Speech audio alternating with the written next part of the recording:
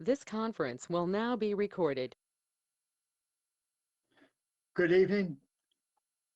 We did open a Harwich Board of Selectmen's meeting for April 26, 2021, after which we moved to executive session.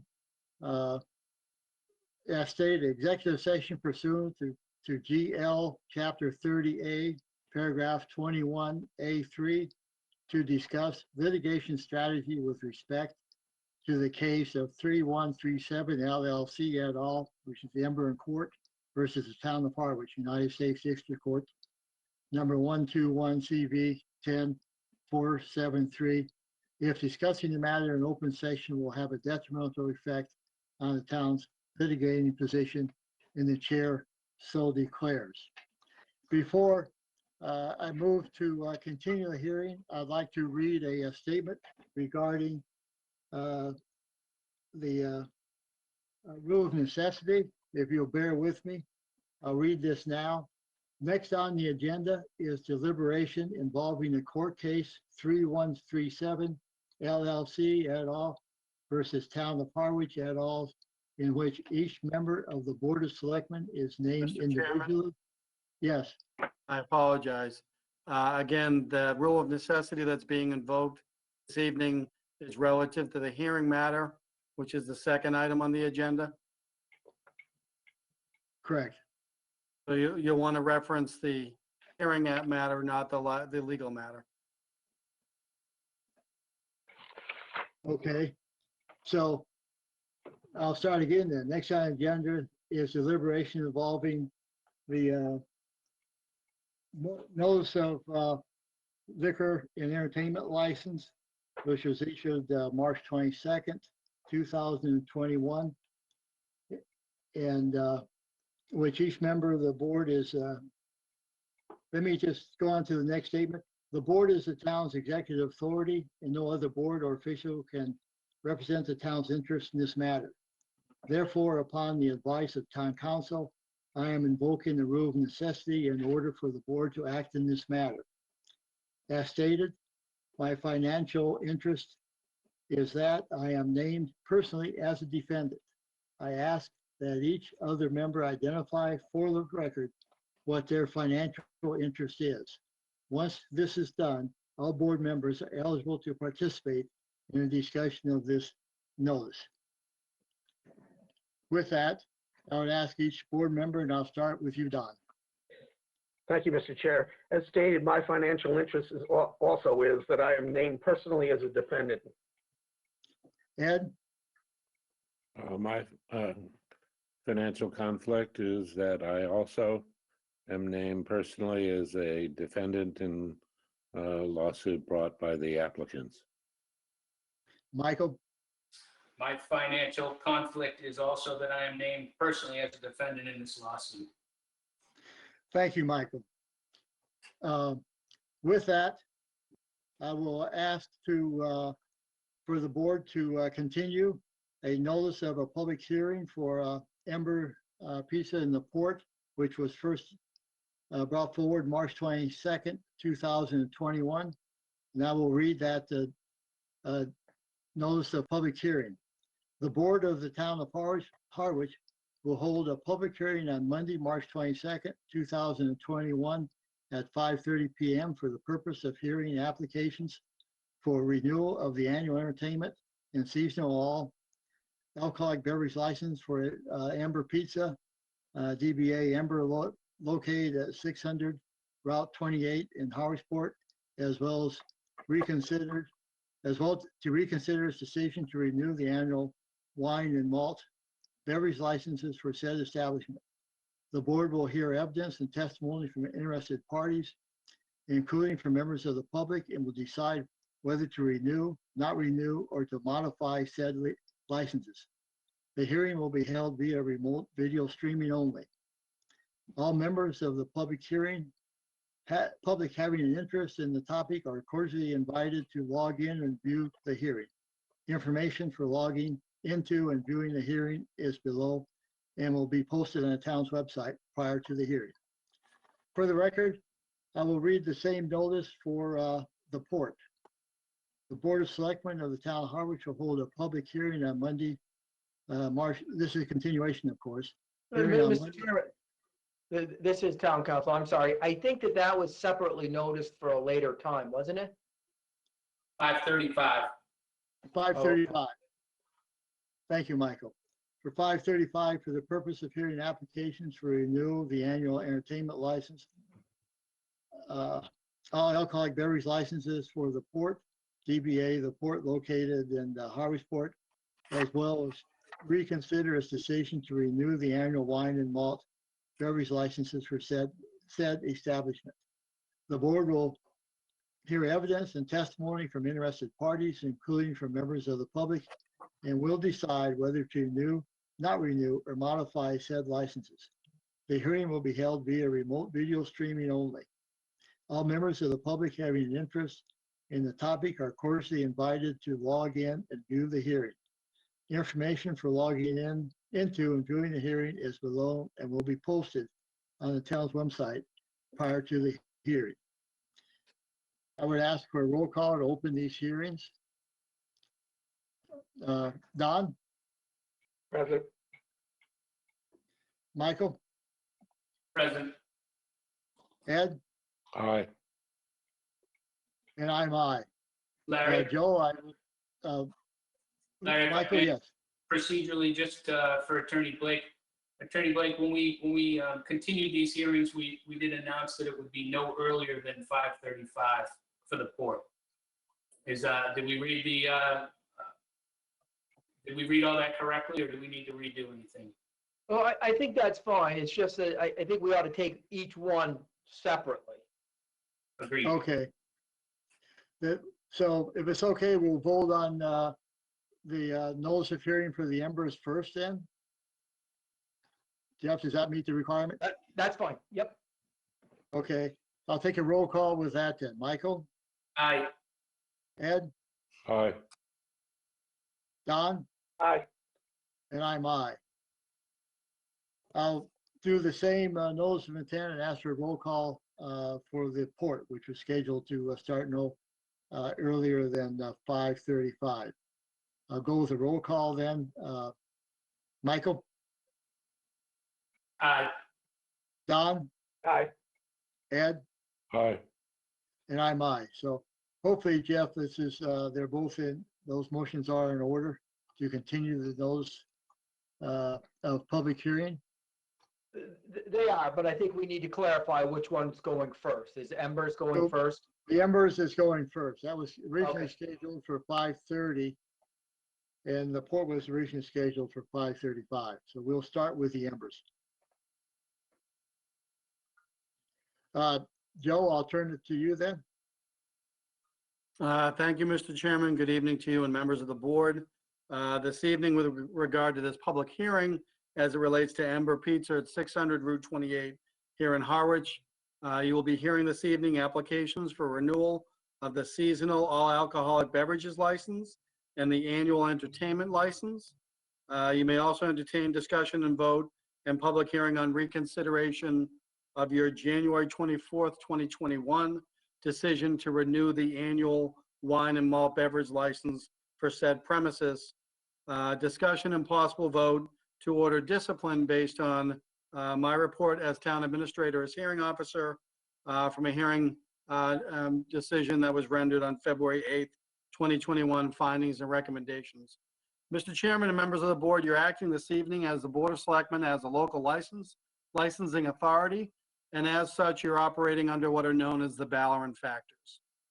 This evening, in reviewing and rendering decisions on these applications for liquor license, the board will consider the applicant's request for renewal of seasonal all alcohol license under Mass General Laws, Chapter 138.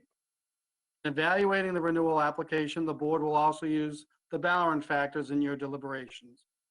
The Ballerin factors come from the Massachusetts Appeals Court case, Ballerin Incorporated versus the Licensing Board of Boston. The Ballerin case clearly articulates the factors that will be used by this board to form a basis in this application to determine the issuance or denial of the requested license renewal. The Ballerin factors are as follows.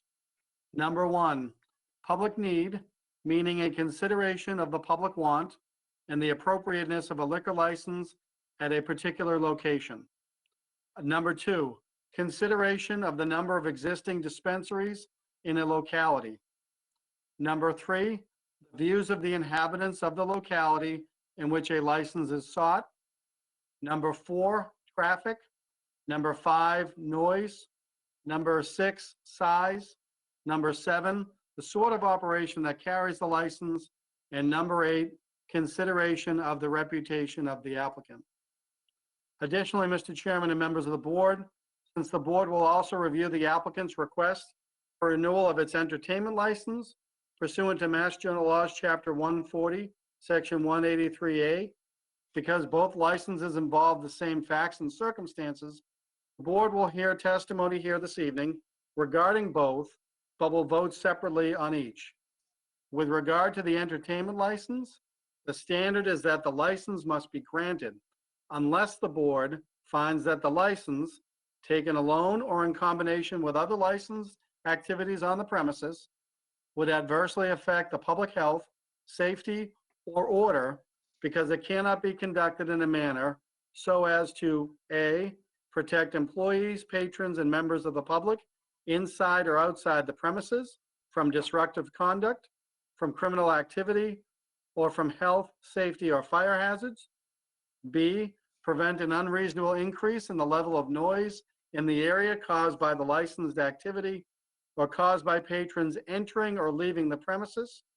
Or C, prevent an unreasonable increase in the level of pedestrian or vehicular traffic in the area of the premises, or an unreasonable increase in the number of vehicles to be parked in the area of the premises. For the purposes of this hearing this evening, Mr. Chairman and members of the board, the following procedures will be invoked. First, you will open the public hearing by motion. I will defer to Attorney Blake, but I believe you've already accomplished that. Thank you. Next, the application documentation and comments from responding town departments will be reviewed. Town Council Attorney Jeffrey Blake will present first. Board will have the opportunity to ask questions. The board will then hear comments from those individuals present in opposition of the application.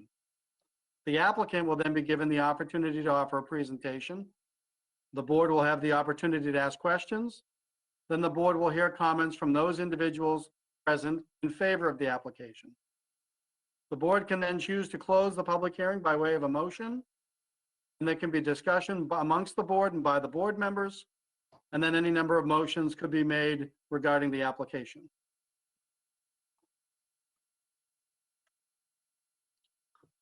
Mr. Chairman, if you'd like, I can make reference to my hearing documents that were in the packet that the board has, unless Attorney Blake thinks I should defer to him for his presentation. Mr. Town Administrator, you can certainly refer to those documents, and then I will have the police chief testify. Thank you. Mr. Chairman, this is Attorney Ray Tomlinson on behalf of the applicants. I'd like to introduce counsel for the applicants, if that's okay. Sure. With me tonight is William Kelly. He is counsel for the applicant, as is Attorney Andrew Upton, who is counsel for the applicants. I'd like to go on record and indicate that we were received a very short notice of this hearing on Thursday of last week. Request to produce documents was made of counsel John Davis for the town. We asked that documents be produced. It appears that Mr. Powers is presenting documents that were not produced to the applicants, and we haven't had an opportunity to review them. So I'm going to object to the use of those documents at this hearing. And at this time, I would like to afford Attorney Kelly the opportunity to make any further objections before we proceed. I would rather we move on and you'll have a chance to speak as we get into the hearing. If I may, Mr. Chairman, that's not the proper lawful procedure. The licensee, through its counsel, has the right to be heard at every stage of this process, particularly where it's here. The only lawful action you can take tonight is a vote to renew these licenses. Any other procedure fails to comply with the law in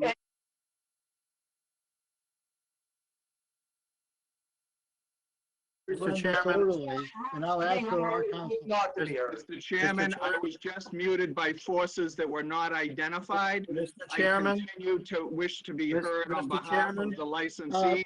Excuse me, regarding I'm your recognizing our unlawful counsel. procedure. Mr. It is a Chairman. Clear violation Mr. of Chairman, constitutional rights of the license holders. that Mr. are Chairman, clearly no established. person may be heard. Only lawful action tonight is a One at a time, Mr. please. Chairman, Jeff? Mr. Chairman, this is the administrator. Now, No member may be heard at this Again, public I was- hearing or any public meeting without leave of the chair. So I will defer to you, Mr. Chairman, as to who you would recognize. Mr. Chairman, this is a quasi-judicial proceeding. I have the right to be heard, particularly on my objections to your process. I wish to be heard. It's my call, thank you. I It's not recognize, your call, Mr. Chairman. You don't have carte blanche. You must comport with the law and the constitutional rights afforded the licensee. I'm taking That that includes the right right for counsel to now be heard. and referring to our legal counsel for comment. Sure, I would be happy to. And I apologize for the back and forth here, but, obviously on an electronic forum, it's a lot more difficult. He does not have the right to interrupt your meeting and talk whenever he sees fit. He being counsel for the applicant.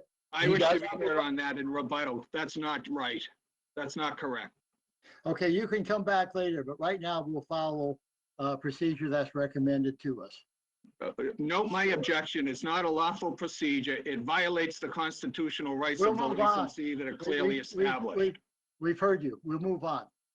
Mr. Chairman, with respect to the documents that were being presented, the applicant had an opportunity to be heard during the hearing and during the conference that was held between the town administrator and the applicant. On numerous occasions, the town attempted to help Mr. Tomlinson, Attorney Tomlinson, attend the hearing, but for some reason, he couldn't electronically. The town continued the hearing and ultimately. Mr. Chairman, I object to this. None of this is relevant to the issues that are illegally before this commission due to lack of a sufficient notice. Mr. Chairman, as It's highly the. prejudicial. It has absolutely no probative Okay, value. I'm stopping this discussion at the moment. I ask Mr. Powers, our town administrator, to comment on his documents. Joe, would you proceed, please? Thank you, Mr. Chairman. The document I made reference to is the documents that were provided to the board in your packets in anticipation of the hearing on March 22nd. It is the notice of recommended action following disciplinary hearing. It's dated February 8th of 2021, which follows the hearing that was held on January 12th, 2021. Procedurally, Mr. Chairman, I do want to just add before I continue that it is necessary to keep non-speakers who have not been recognized by the chair in mute mode because there is ambient noise coming from any number of open microphones. If an individual wishes to be recognized, they can be recognized by you, Mr. Chairman. But for everybody to be heard in this hearing, we need to make sure that only those speaking have live microphones. Otherwise, people will not be able to hear any of the proceedings. I object to that, Mr. Chairman. That is not a lawful procedure to silence the legal counsel for the licensee who has a right to be heard and object at every stage of this proceeding. Move ahead, Joe. Thank you, Mr. Chairman. My reference was to non-council people that have had microphones open. The board has in your packet my memorandum dated February 8th, 2021 regarding Ember Pizza liquor license violations. Again, you'll see in the packet that the statement of findings were that I found that the licensed establishment did in fact permit a disorder, disturbance, or illegality to take place on the licensed premises by violating Governor Baker's orders and guidance relative to the operation of restaurants during the COVID-19 state of emergency on one of two dates in question, May 22nd, 2020, as follows. On May 22nd, 2020, Harwich police officer Nolan observed what appeared to be a full-service bar area on the patio to the establishment within violation of the governor's orders prohibiting on-premise consumption. There were a few people standing around outside the bar area and around the fire pit. He observed individuals with canned beverages in their hand, and they were drinking from containers. He also observed a staff member behind the bar area actively serving the beverages. On May 24th, 2020, Harwich Police Officer Dutra observed an individual on the outdoor patio area of the establishment with a container that appeared to contain an alcoholic beverage in violation of the governor's orders prohibiting on-premises consumption. Although the initial call log indicated that he observed this individual Mr. drinking Chairman, from a I would container. object to this incompetence evidence. While you have the right to accept hearsay in Could you, proceedings such as this, you excuse do me, not sir. have the right to have Excuse me, totem sir. pole Could you- hearsay. Excuse me, did you understand the procedures that were outlined before? You have I ample understood time. the unlawful You- you- procedures that were urged you have- you for have the board to follow. I do not have to abide by that. My obligation is to object to the unlawful procedure and the introduction of inadmissible, unreliable totem pole hearsay, like have- that Mr. Powers was just speaking of. We'll give you ample time to respond to the allegations. but It's we not need to enough, run it's it- not sufficient to meet the constitutional rights of the licensee to have an opportunity to respond. You Our- must rule on my objections to the introduction of incompetent, irrelevant evidence that has no probative value and is substantially outweighed by prejudicial effects. We're moving ahead. Note Mr. my Chairman. objection, please. Mr. Chairman, you're asked, this is Attorney Ray Tomlinson. Mr. Chairman, you are asked to rule on each objection. Are you refusing to do so? I am. Mr. Chairman, this is a administrative procedure. The rules of evidence do not apply. So to the extent that the counsel for Amber's is trying to make a rule of evidence argument and objection, they don't apply. The material is clearly relevant, as the notice said that we were going to take up the town administrator's recommendations report of February 8th. Town council misapprehends the nature of the objection. It's not an evidentiary objection. It's an objection to the introduction of totem pole hearsay, which is never admissible in any proceeding that is grounded in fundamental fairness. It absolutely is in an Absolutely, it is administrative. not. Totem pole hearsay is by definition unreliable, and unreliable evidence is irrelevant and should never be admitted into any quasi-judicial proceeding like this one, where the Board of Selectmen are supposed to be comporting themselves like judges, which is their function tonight, which means they themselves must abide by all lawful procedures, including but not limited to the full constitutional rights afforded to the licensee. They have not. Okay, I object. and we recognize your objection, but I'm intent on having an orderly discussion of this hearing, as we do with all licensee applications. We're following our normal procedure to hear this notice of intent. And with that, Joe, I'd move back to you. I would, for the record, respond, Mr. Chairman, that if your practice and custom is not to comply and proceed with lawful procedures in full accord with the constitutional rights that are afforded to existing license holders, that is not any excuse or justification to continue that in this hearing. Whereas here, I have brought to your attention the legal infirmities and the legal errors in the unlawful procedure of your processes. And Okay. he said he's going to move forward, and you're now becoming an obstructionist. Do you want this hearing to go forward or not? This is not an obstructionist, and Mr. Blake, you should recuse yourself if you're going to be accusing people of such things without foundation. This is a quasi-judicial proceeding which the licensee has fully vested constitutional rights to counsel, and I have a right and indeed the obligation to make my objections known to this body. It's to the interest, in my opinion, of all participants that we move ahead, because we have now a continuation. We're coming into the summer season. We should come to some decision and hear the evidence on this hearing. So I would like to move ahead. And Joe, with that, I'll turn it back to you. So I'm clear, Mr. Chairman. Have you ruled on my objection? We said we would, it's in the record. No, I beg your pardon, I didn't hear a ruling on my objection. And the ruling is we're moving ahead. I'm not sure what more you need.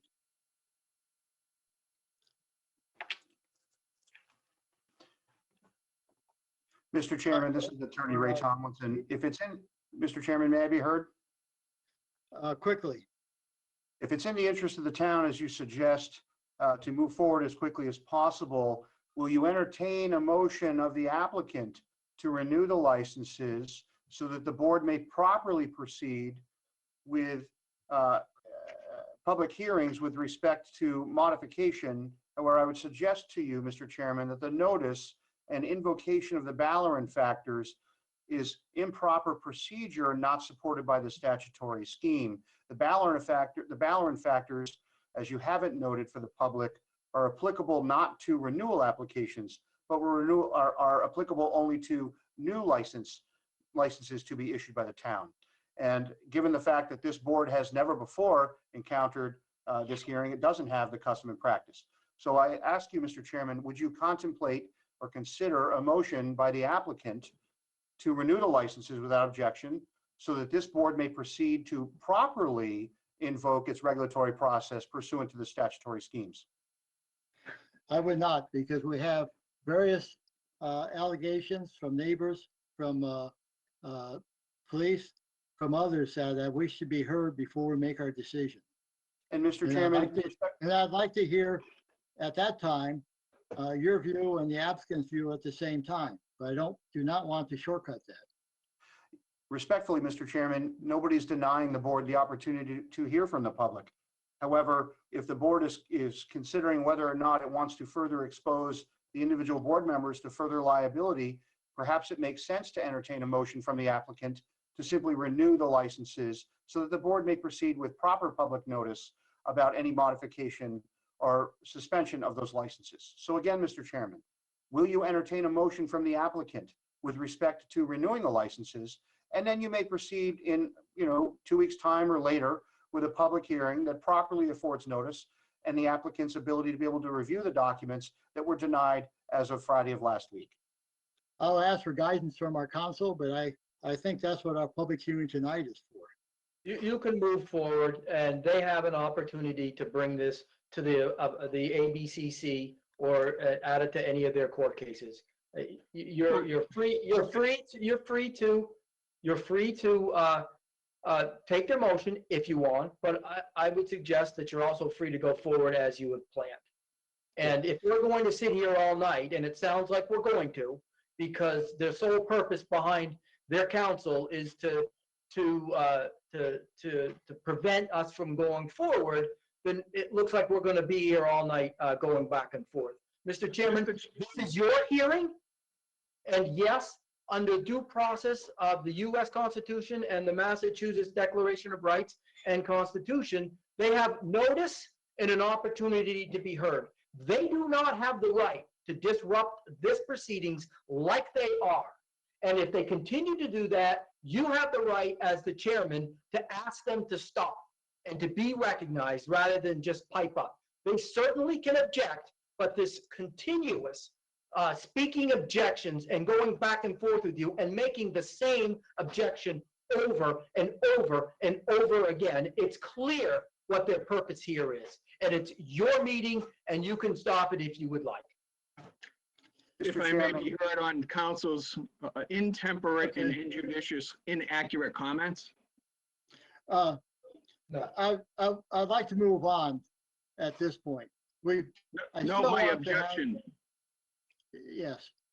Joe, if you, I think what we started with was your statement, and then we were going to move to the normal course of events for legal counsel's comment, and then on down the hearing schedule.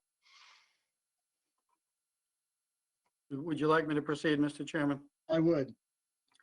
Continuing on from the memo dated February 8th, 2021, although the initial call log indicated that he observed this individual drinking from the container, during hearing it was clarified that the officers did not observe the container to be open and did not observe the individual taking a drink. I therefore found no violation with respect to that report. These observations are described in greater detail in reports admitted into evidence at the hearing, which reports are consistent with the sworn testimony offered by the witnesses, and which I credit as true, and which establish that the licensee permitted disorders, disturbances, or illegalities to place on the licensed premises. The recommended disciplinary action then, based on the facts admitted into evidence at the public hearing on January 12th, I find that one violation of the laws of the Commonwealth has been established. The licensee has been found responsible for 6 violations in the 2 years prior to the violations described herein. In addition, as hearing officer, I was aware of numerous public complaints about the manner in which the establishment is Objection. operated. Keep going. Objection, move to strike that comment. That's not properly before you. Please don't interrupt his testimony. We'll come back. I to you. have an obligation to object to incompetent, irrelevant, and unlawful procedures. Nope, I object. I will second the objection. Move it, Joe, go ahead. And that the board intends to conduct a public hearing to determine whether or not the license should be renewed. Therefore, I will hold my recommendation in abeyance until after that hearing. Thank you, Mr. Chairman. Mr. Thank you, Chairman, Joel. May I inquire of the presenter? I'd rather ask our counsel to go next, and then we'll get back. With all due respect, Mr. Chairman, the licensee has the right to ask questions of anyone who speaks against him, just like Mr. Powers just did. I wish to inquire. We're going to give you an opportunity to ask all the questions you wish, but I'd like to go through a normal procedure at this point. So I turn it over to our The counsel. normal procedure, Mr. Chairman, respectfully, is for the cross-examination to occur immediately upon the completion of the direct testimony provided by the witness. Mr. You'll be Chairman, allowed he immediately is, tonight. Go ahead. well, Mr. Chairman, he is right. He can cross-examine. That is part of the opportunity to be heard. Okay, I'll take that advice then. Go ahead, please. So, Mr. Powers, you are currently the town administrator for the town of Harwich. Is that your legal title? Good evening, Attorney Kelly. It is. Thank you. How long have you held that position, sir? Several different capacities over the last, well, let me go back and say November of 2019. On November 12th, I believe, I was named the interim town administrator.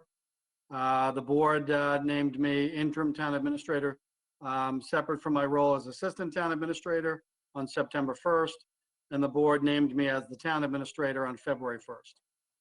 And, Excuse me, And so- February 1st of 2021. and so the Board of Selectmen, the 4 members who are present here tonight, they are the ones that make a decision whether to hire or fire you. Is that accurate to say?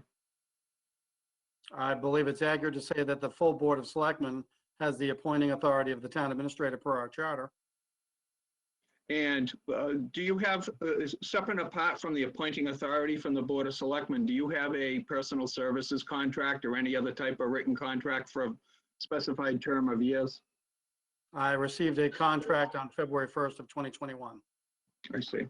And that's in the public domain, is it not, since it involves the expenditure of public monies? I'm certain it is. Okay. And if you can recall, what's the length of that contract? It's a 3-year contract. Okay. Well, if I may, counsel, if I can correct that answer. Oh, please. More importantly, it says that the contract expires June 30th of 2024. Okay. Thank you for that clear, cogent testimony. And when was that contract first signed? Again, I believe it was executed February 1st, 2021. So when you had this, what you described, a proceeding you described as a hearing in January of 2021, you had no contract with the town. Is that fair to say? No, I had a temporary contract with the board that was executed September 1st of 2020. Okay. So when As interim town administrator. interim town admin, okay. And so when you had the first proceeding regarding certain allegations in August of 2020, where Mr. Tomlinson had difficulty hearing and you adjourned that, did you have a contract then? I was the Assistant Town Administrator. In accordance with the charter, in the absence of a town administrator, the Assistant Town Administrator serves as the Town Administrator interim. Okay. So did you have just a single contract as interim town administrator from September of 2020 until, strike that, did you have just a single contract as interim town administrator from September of 2020 until you signed your contract as town administrator in February of 2021? Yes. Okay. And that is 6 months? Is my, if my arithmetic is correct? I would defer to your arithmetic, sir. Don't do that. I may not be accurate. I was looking to, but it's somewhere between 5 and 6 months. Is that fair to say? That sounds about right. Okay. So Ed, how much, how many times did you reach out to Attorney Tomlinson to inform him that the hearing would proceed on January 12th with him or without him? I'd have to go back through the records in my notes, sir. I don't have those present. Okay. And did you send written notice to the licensees, the Ember and the Port, that you would be having a hearing on January the 12th? I'd have to go back through my notes and my information, sir. And they weren't included in the selectmen packet that you sent to the 4 members of the Board of Selectmen sitting on this event tonight? I'd have to go through that packet, sir. But you did send them a packet at some point, isn't that fair to say? Who do you mean by them, sir? Proceeding tonight? Who do you mean by them? Oh, thank you for that clarity. I apologize for that vague question. But you did send the 4 members of the Board of Selectmen a packet that had information concerning tonight's event and the allegations in tonight, that are being heard tonight. Is that true? Can you repeat? I'm sorry, there's background noise. You did send to the 4 selectmen who are sitting on this event tonight a packet that had the material that included the material that you just read during the course of this hearing. I don't know that I did. It's customary for staff to do that. Okay. And is that your staff acting on your behalf? That would be the administration staff, correct? Okay.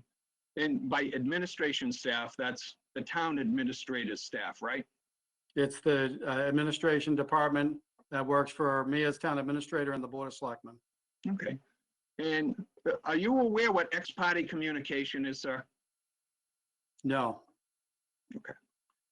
So you have never been counseled that in fact having communications with individuals who are supposed to be fair and impartial fact finders on a particular dispute should never be communicated with about the substance of that event outside of the formal record when it begins. I don't understand the question, sir. So do you have any training in the proper legal proceedings for hearings in the Commonwealth of Massachusetts?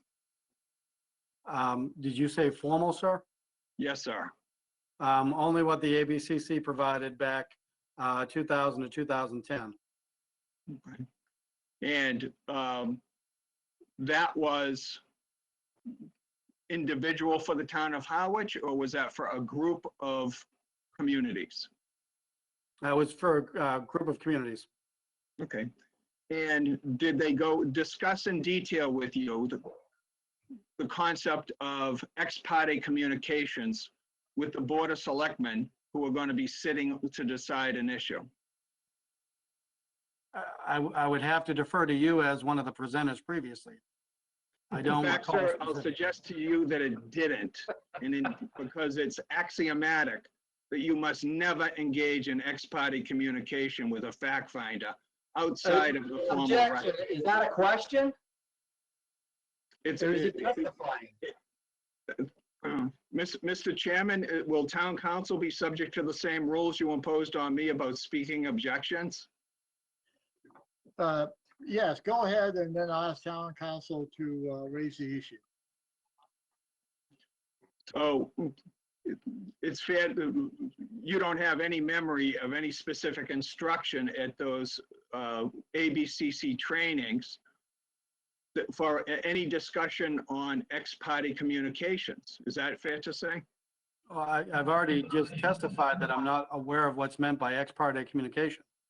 Okay.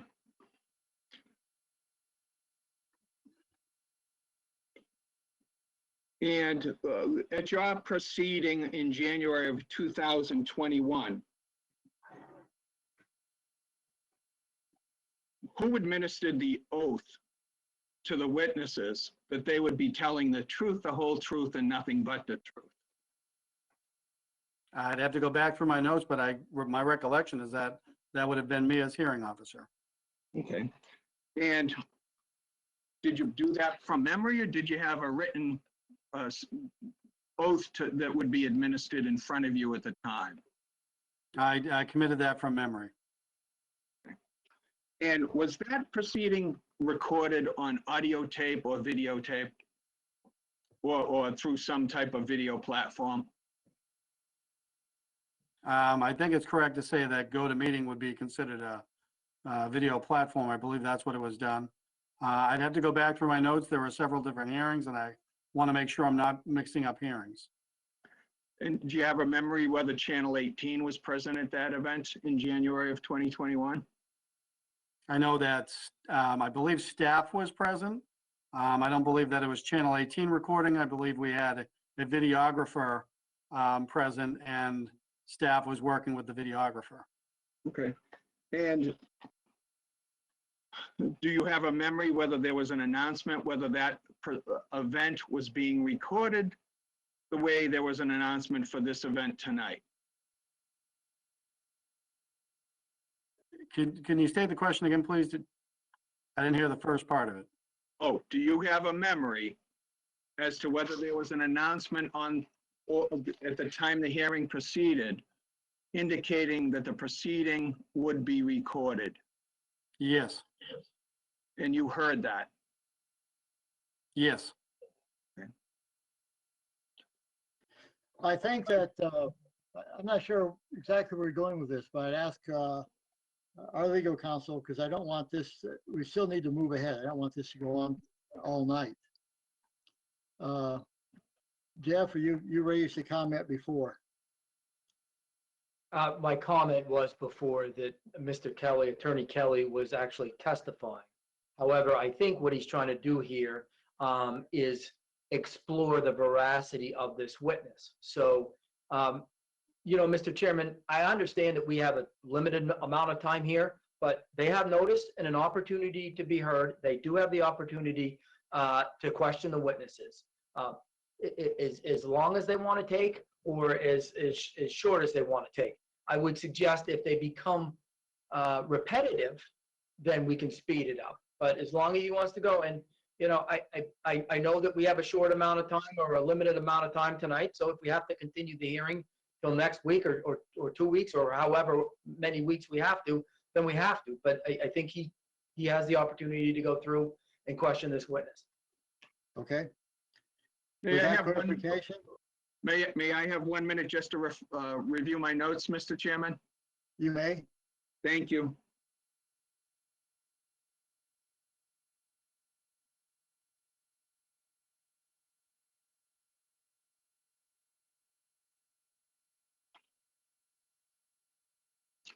I have no further questions for Mr. Powers. Thank you, Mr. Powers.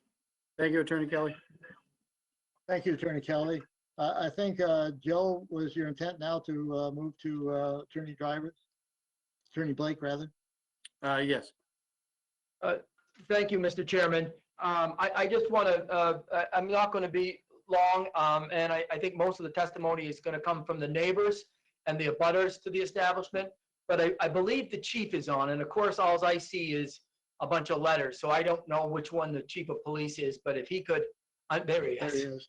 and unmute himself for a moment. Chief, can you identify yourself for the record? Or Chief David J. Gilmet, Chief of Police, Harwich. Okay. And Chief, how long have you been the chief for the town of Harwich? Approaching 6 years. It'll be 6 years in July. Okay.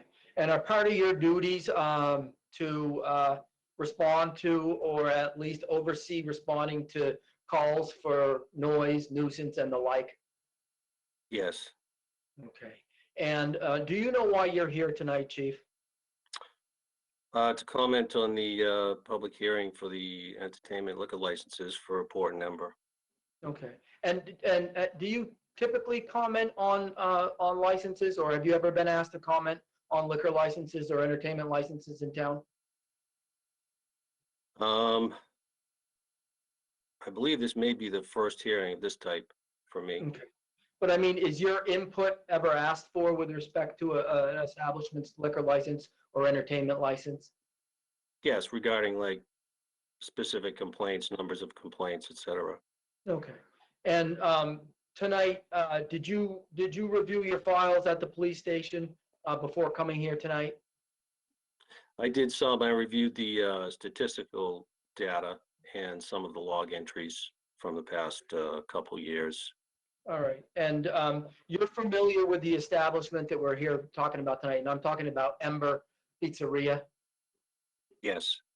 Okay. And I know the board knows this, and probably everybody, but a very few of us know this. Can you give a description for the neighborhood that Ember is part of? Are the streets wide? Are they narrow? Is there plenty of parking? Is there limited parking?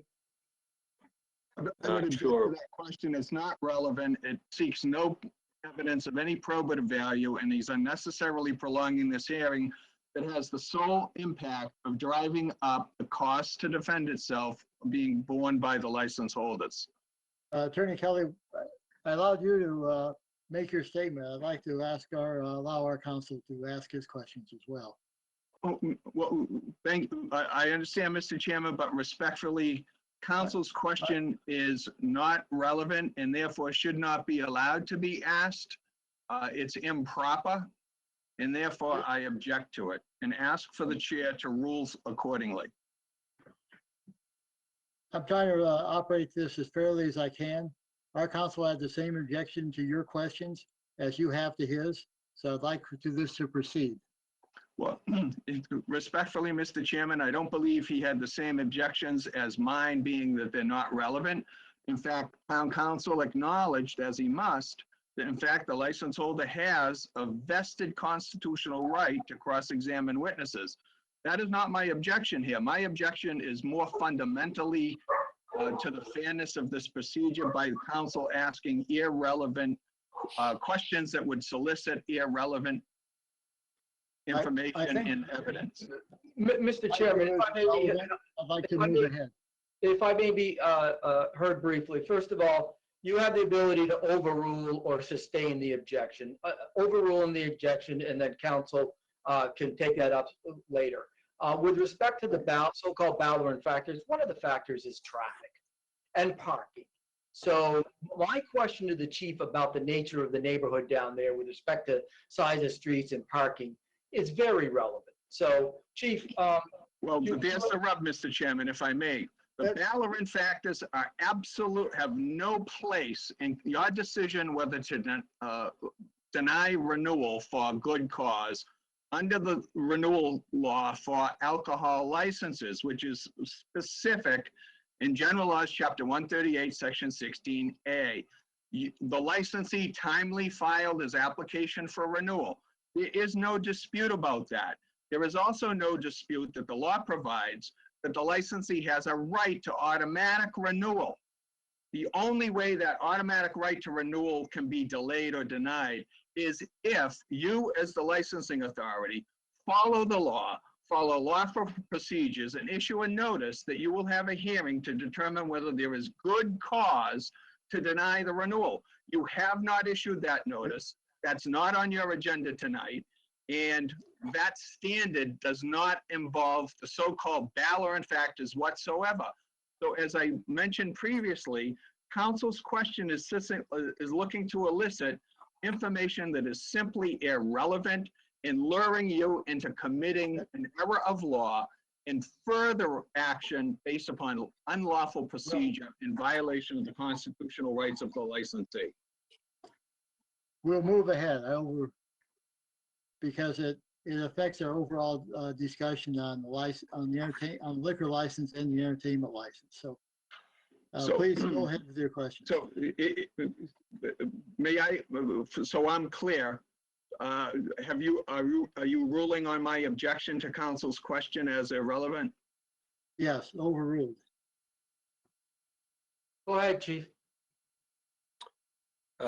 Ember is located on the corner of Bank and Route 28, two fairly busy streets. It's a mixed-use area, meaning that there's residential homes as well as businesses there. Some are as close as within 150 feet, and others are well outside that distance. And it has a moderate-sized parking lot right off of Route 28. Okay, and do you know the exterior layout of the establishment? Are they currently allowing patrons in the parking lot now?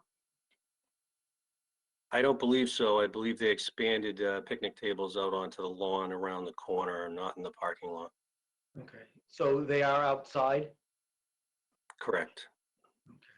And you said that you had earlier looked at complaints. Have you or your officers fielded any complaints for noise for Ember's Restaurant?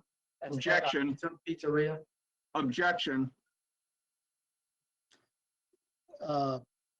Why the objection? That seems a It's a straightforward question. compound question, so it's in improper form, and this witness can only testify as to what he himself knows, what he himself saw. He cannot engage in the speculation of what other people may or may not have seen. He actually can, Mr. Chairman. Absolutely he cannot. This is an administrative hearing and the rules of evidence don't apply. He can testify regarding. He can only provide competent testimony that he himself has personal knowledge of. And that is not what others say and do. I'm going to use the judgment of our attorney on this one. So it's overruled. Note my objection. Yes. Thank you. Go ahead, chief. We have responded to noise complaints there, yes. Okay. Objection, move to strike. The answer is non-responsive.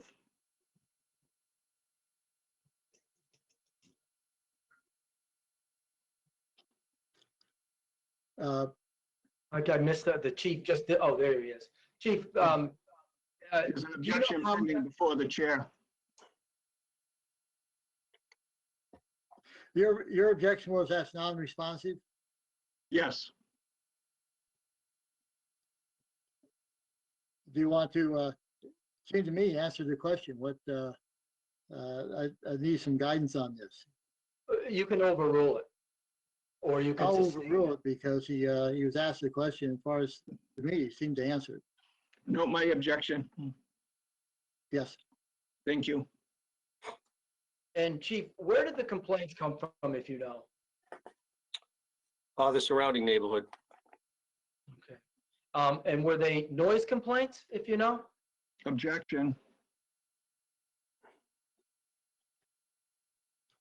Why, Counsel is leading the witness improperly. He knows that he shouldn't be doing this. He knows how to conduct a proper direct examination. Mr. Chairman, this Counsel is cannot not serve. a I really- also object and move to strike counsel's appearance. He cannot serve as both counsel to the board, as an impartial fact finder, and also serve as the prosecuting officer, conducting full direct examination of the witnesses who purport to present information and testimony against the interests of my client. It's a further indication of the unlawful procedures that this board is following and has been lured into following. Note my objection. I move to strike his appearance. Let's move on with the vote to renew the license. I overrule that. It was a direct question. And the chief has asked the chief to respond to it. the question again? Yeah, sure. What were the nature of the complaints that you've received regarding Ember's Restaurant? Yes, the overwhelming majority of them is loud music from entertainment outside. Objection, move to strike. It's not responsive. It's opinion and characterization without foundation. Chief, maybe you could expand on that, because you've had police called and responded, maybe some more information. Sure, the nature of the majority of the nature of the calls is I would noise I would related. object to the chief testifying to matters he did not personally witness. And in fact, if you want that evidence, the proper witnesses are the officers who responded and have direct information to share. If I understand procedures, and Chief, you could help me, I think the officers file a report each time, which the chief is referring to. They do, there's either To the usually a extent, log entry or a report.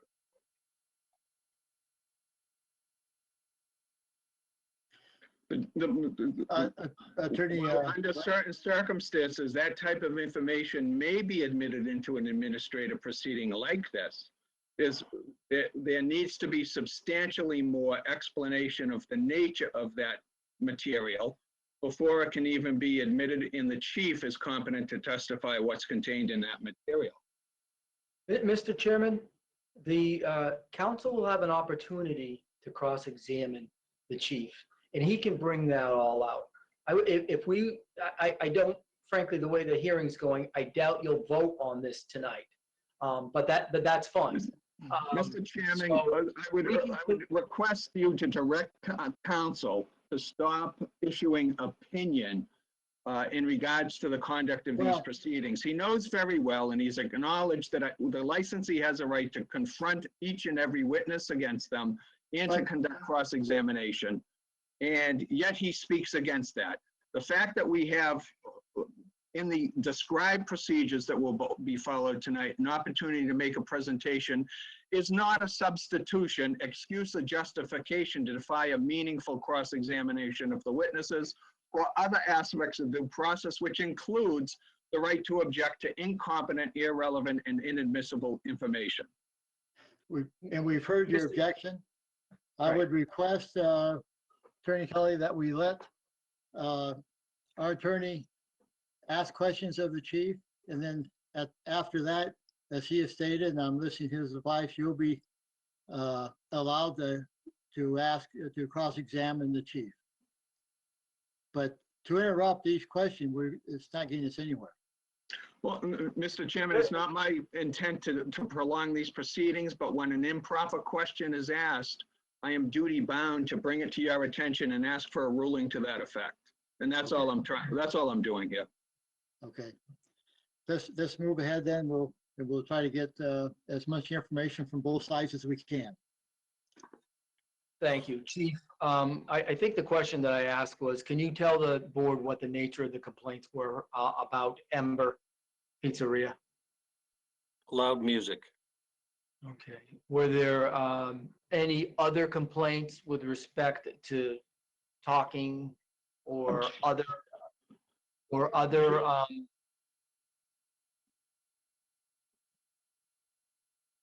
I'm sorry, I thought you were going to say something. Were there any other complaints other than loud music? Objection. Counsel is leading the witness. The question has been asked and answered when he just asked the prior question as to what, and the chief answered what the majority of the complaints were about, period. Let's move on. Mr. Chairman, this is your meeting. Yes, You don't have to let him constantly interrupt the proceedings. An overruled or sustained is sufficient. I'll overrule because I want to move ahead, and you have a chance to ask to cross-examine.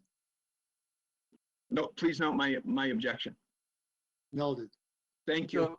So Chief, what were the nature of the complaints? You said that they were predominantly noise. Were there any other complaints coming against Ember's Pizzeria? Like I said, the majority is noise, just like the Objection. He's answered the question. there are a handful of disturbance type of calls that have come in as far as like crowd noise, especially around closing or things of that nature, but the majority is loud music for Ember. You say disturbance type complaints around closing. Do you know when the establishment closes? 1 a.m. Okay, and when you say disturbance type complaints, what, can you be more specific? Loud, boisterous, patrons leaving, loud outcries, that type of thing. Okay. Any fighting? Objection, move to strike. And I would ask the chair to direct counsel to stop leading the witnesses. It's wholly inappropriate and just underlines the unlawful procedures that are being followed during this proceeding. And they are manifestly unfair.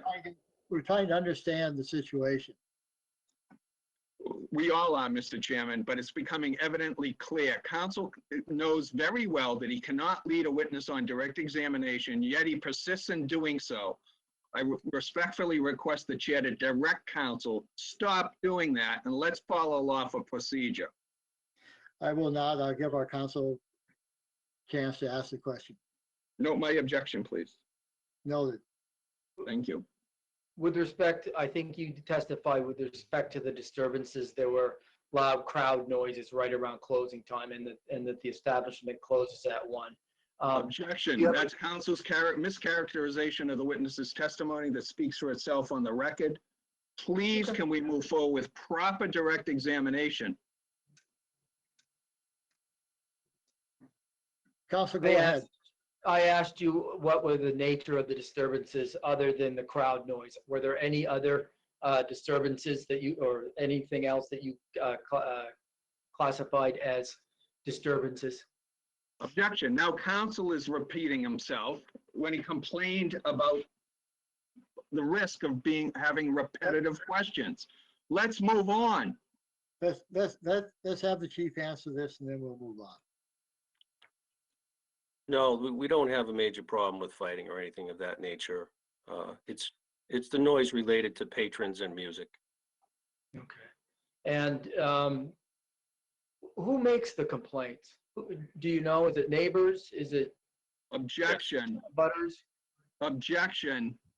Counsel persists in leading the witness. Mr. Chairman, this is wholly improper and is infecting this whole proceeding with its unlawful procedure. I object and move to strike counsel's question and any answer that might have snuck into the record after it. Overruled. It is important to us to understand as a board on who's objecting to the noise. It's, Mr. Chairman, it's not a proper relevant issue before you. I've made that objection. I won't repeat it, but we're just compounding that legal error by pursuing this path through an improper direct examination. I'll tell you what, Mr. Chairman, I'll turn it over to the board and they can ask questions and then Mr. Kelly can object to the board's questions. Okay, I'm done with this witness. all right, May I inquire of this witness, Mr. Chairman? you may. Thank you. Good evening, Chief. Evening. The Ember is located in an area of the town that is zoned for commercial use, is it not? Yes, there are businesses there, yes. And in fact, are you aware that in fact others have been located in close proximity to the Ember? Others meaning what?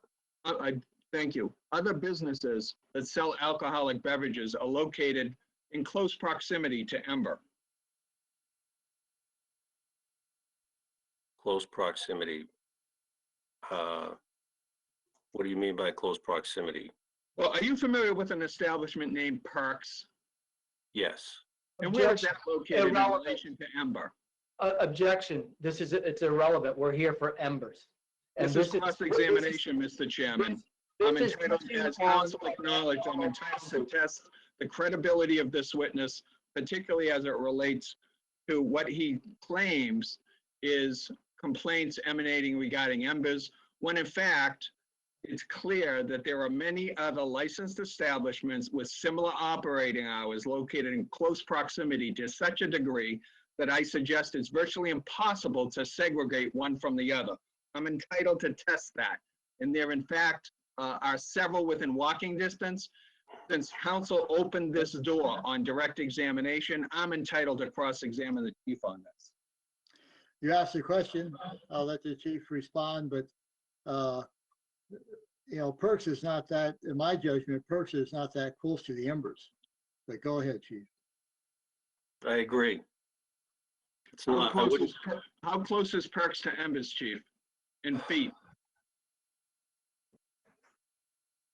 I don't know. How close is hot stove to embers, chief, in feet? It's about the same distance as Perks. I think Hot Stove is further down the road next to Perks. How close is an establishment called Three Monkeys to embers? I don't know the exact distance. And would it be fair to say that those 4 establishments are within walking distance to one another? Yes, that's fair to say. Okay. And is it fair to say that those other 3 establishments, Hot Stove, Three Monkeys, and Perks, have similar closing hours as Ember does? That is 1 a.m., according to your direct testimony. I believe so. And isn't it fair to say that those other establishments have also been the source of complaints to the police department in the past 3 years? I don't believe Three Monkeys had any complaints. But Perks did Yes, and Hot Stove did. couple, I'm sorry, Chief, I didn't hear your a answer there. couple, Oh, a couple. Oh, and has Perks had their license renewed for calendar year 2021? Objection. If you know. Well, there's an objection to that. I think we're getting beyond the hearing tonight is for embers in the port. Mr. Chairman, this is cross-examination. Again, I'm entitled, as counsel has acknowledged previously during this proceeding, to test the credibility of this witness. He testified, both being led by counsel and through appropriate direct questions, as to Ember. I'm entitled to test the validity of his information by his knowledge of other similarly situated competitors in the area. No, And no, that's he's not. exactly what this He- question is designed to elicit for this relevant information. He's not entitled to ask irrelevant questions. He's entitled to test the veracity of the chief, and he's doing that. But now he's going down a different path. Whether or not another establishment licenses were renewed is irrelevant. We're not here to litigate that establishment. Let me rule on that. Let me sustain that question and move on. Thank you. So Chief, if you know, has Perks had their license renewed for 2021? I think he sustained my objection. No, he said he I sustained sustained his the objection. question. No, I sustained The his ruling from the objection. chair was I sustained the question. No, then I mistaken. I overruled the question because I don't see it. Quite frankly, I don't see why your questions are less misleading, leading the witness as our counsel is. Well, You're first, trying to let me- push a fine Yeah. line here, which is, let me, well, first, so the record is clear, Mr. Chairman, would you please note my objection to your ruling? And in fact, a reversal of your earlier ruling that you described as a misstatement. yeah, And thank you. And Yes. secondly, if I may, in the spirit of cooperation, there is a substantial difference between the standards of appropriate questions on direct examination versus cross-examination, particularly as it relates to leading questions. Leading questions are entirely appropriate and permissible on cross-examination, whether they are wholly inappropriate and in fact not supposed to be committed during a direct examination. But when counsel steps over the line into impropriety like that with leading the witness, the only thing that can be done is an objection from the opposing side with a ruling from the impartial judge. Yes. So yes, you'll see a difference. okay. Let me then ask my other board members if they have questions for the chief. Well, if I may, Mr. Chairman, I wasn't done with my examination of the chief. All right, you sat back. I moved too quickly. Go ahead. I beg your pardon. I'll I was leave looking at one. body language, but Oh. go ahead. My apologies for the incorrect body language I was giving. So, so, in fact, Chief, do you recall writing a memorandum to the Board of Selectmen with recommendations or stated concerns about the renewal of 3 licenses? Yes, And in fact, wasn't Perks one of the 3? yes, Was Perks renewed, Chief? I don't know. Hey, I have 1 minute to check my notes, Mr. Chairman. Yes. Thank you.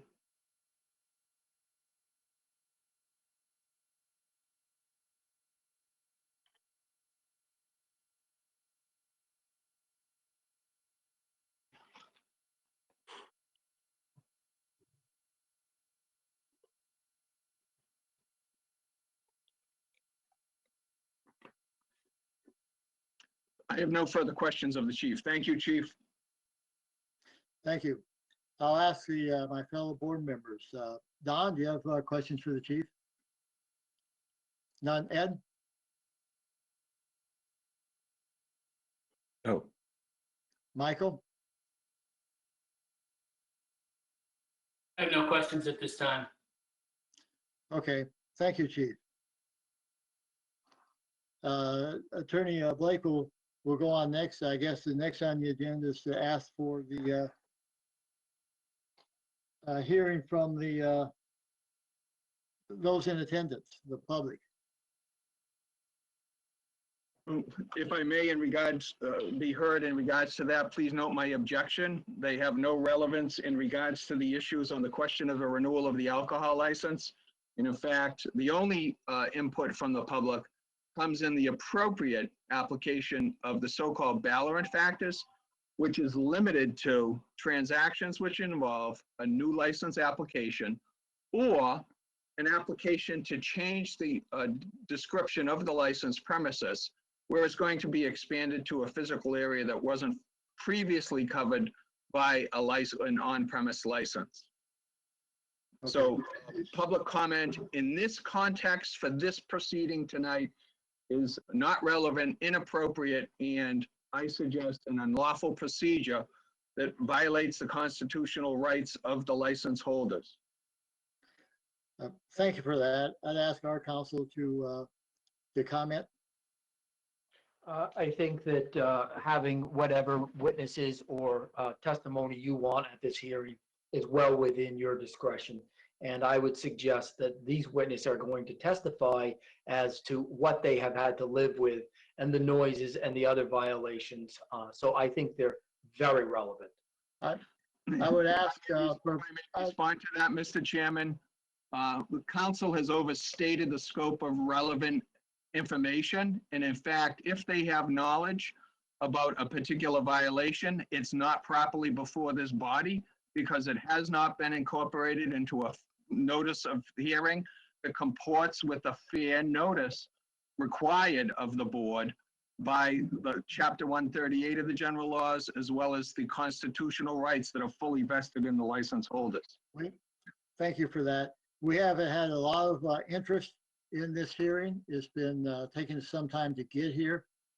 I do wish to hear from those witnesses that wish to comment. I would ask that the witnesses, if when they come forward, keep their remarks brief. Also, if you will, if someone else has made your statement, please don't repeat it. We're listening. And so I'll open it up for those who wish to comment, both pro and con.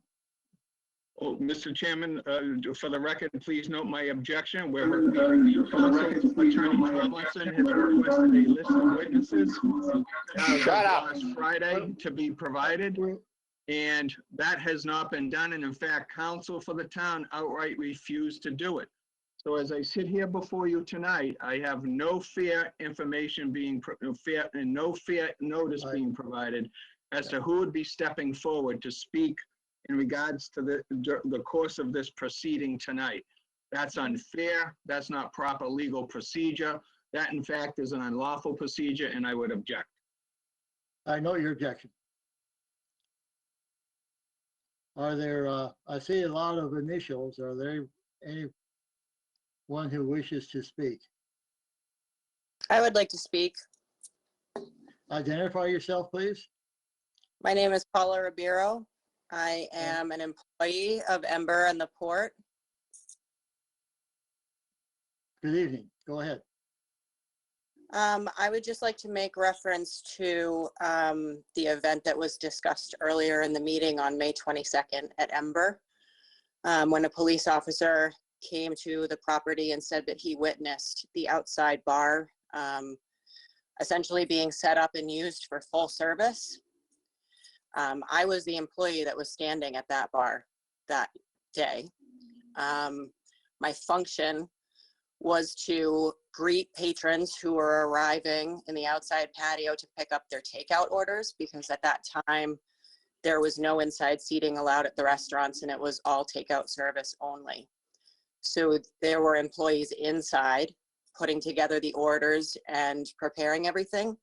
And the way that we had set up the process for the day was that I would greet customers at that outside area, get their name, and I was the runner. I would go inside and find out if their orders were prepared, and I was the one that would bring them out to them when they were.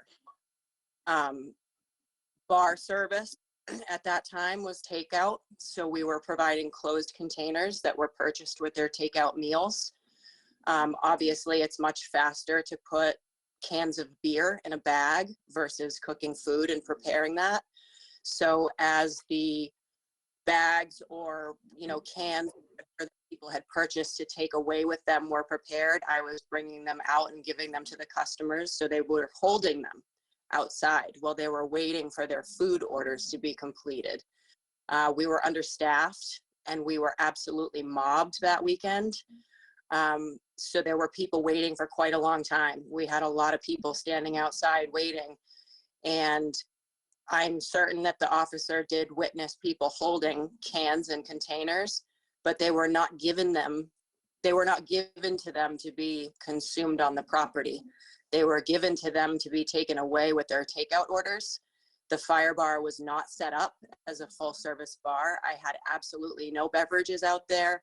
I was not bartending. I was standing at the fire bar and functioning as a liaison for people waiting for their food between what was happening inside and what was happening outside.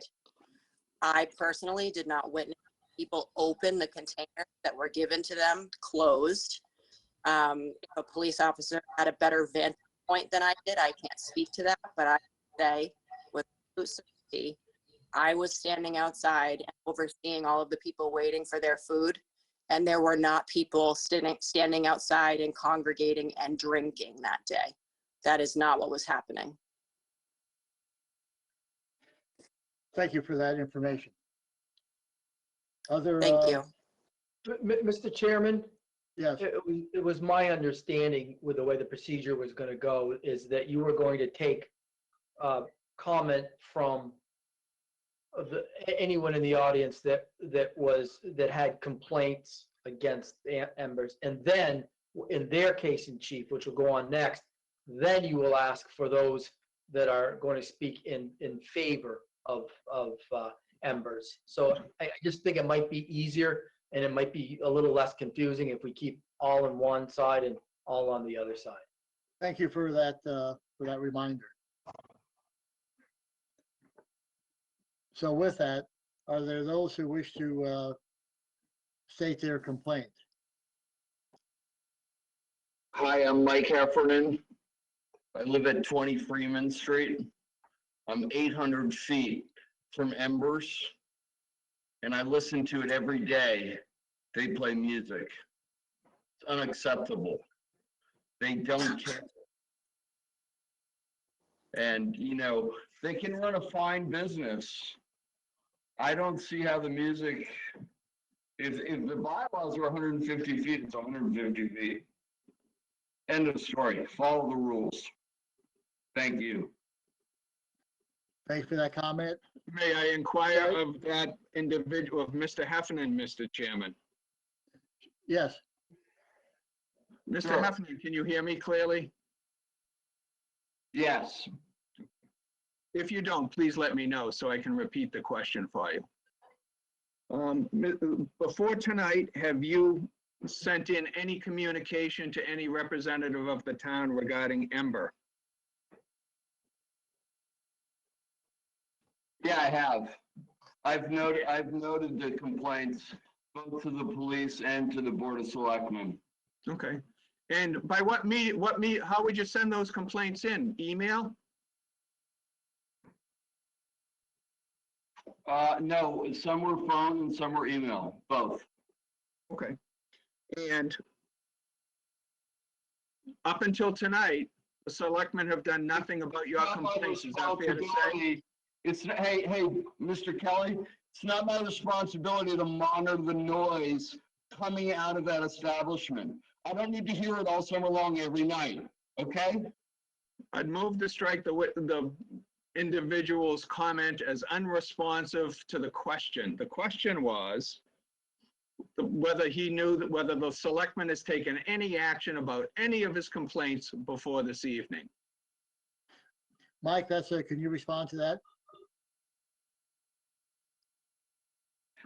I know the chief of the police sent out, officers to monitor the situation on the night. And yes, a couple of the Board of Selectmen absolutely responded to my concerns. And how many selectmen responded to your concerns exactly, Mr. Heffernan? I have no idea. Was it 2? Was it 5? Well, that's my question to you, sir. Yeah, I don't know. I'm not monitoring it. That's not the type of thing I don't have time for that sort of stuff. This isn't stuff I have time for, you know? And did any selectman call you on the telephone regarding a complaint you lodged? No. Did any selectman send you a letter in the mail? No. Did any selectman send you an email? Yes. And how many emails did you receive from selectmen regarding your complaints about Ember? I already told you, I don't know. Several. And how many email accounts did you use to send communications to the Board of Selectmen? How many what? How many email addresses did you use to send your communications to any member of the Board of Selectmen? I just sent them to all the board and the chief of police. From how many email accounts? 1. And what email address did you use to send those communications? Objection. Objection. There's no relevance to that at all. Absolutely it is. I'm ambushed by the general public being invited into a hearing into which they have absolutely no relevant evidence to offer. I'm entitled to a full cross-examination of anyone who steps forward. What is I your think email address did you use, I Mr. think he's Heffernan? responded to your question. That is, they come from his single email. And the question pending before the witness, Mr. Chairman, is what email address did he use? And I objected as to relevance. And I suggest you sustain that objection and tell him to move on. Counsel can't have both feet in the water. He's either a counsel to the board or he's a prosecuting officer.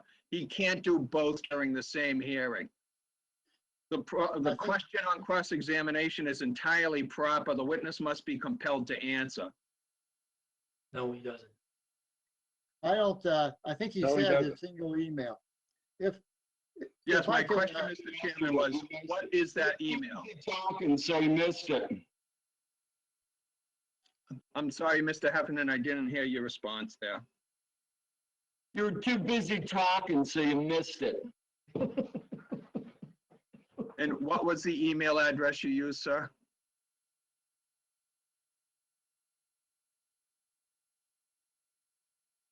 Mr. Chairman, I'll move for immediate motion for the board to renew the license. This is a charade. The witness is not cooperating. He's violating the licensee's clearly vested constitutional rights. If he wants to expand this and get involved in a lawsuit, we'll take it there. It's a simple question. What email address did he use to write to the Board of Selectmen?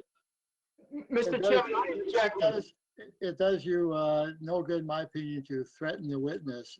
It's I've not, asked for- Mr. Ch- I've that was asked- not a threat, I've asked Mr. comment. Chairman.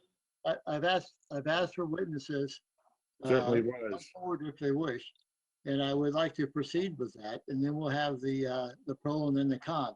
I would, I would- you know, to one of your questions, Mr. Kelly. Yes, I sir. don't know the direction you're taking, By the way, I do feel threatened by Mr. Kelly. but I as one board member, get many emails sent to me, and those of one of Michael's mentioned. My procedure, my personal procedure is to forward those to the town administrator, who then my understanding is takes action through the police chief. I don't respond to those directly, do not get involved with that directly. I forward them on. That's probably what the others do. And normal procedure of town, where we set the policy and we allow the town administrator and staff to take action. So I don't quite know where you're going with that, but it's not, there's not action between the board on those. Well, I'm just trying to get the information from this particular individual. He said he made all his communications exclusively by email, and I just simply asked what email, that's all. Right, okay. Actually, he said he made them by email and phone. Are there other comments from witnesses who wish Okay, to? if I could have a second to review my notes before I conclude my questioning of Mr. Heffernan, please. Sure. Thank you.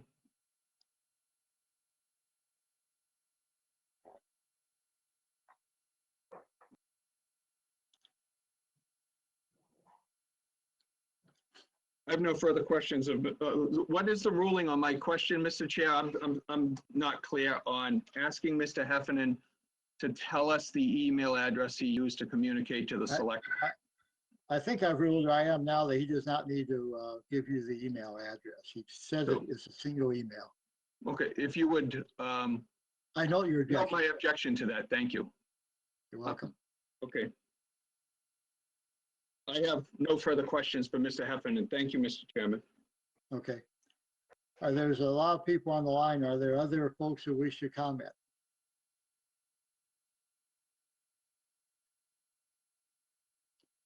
Okay.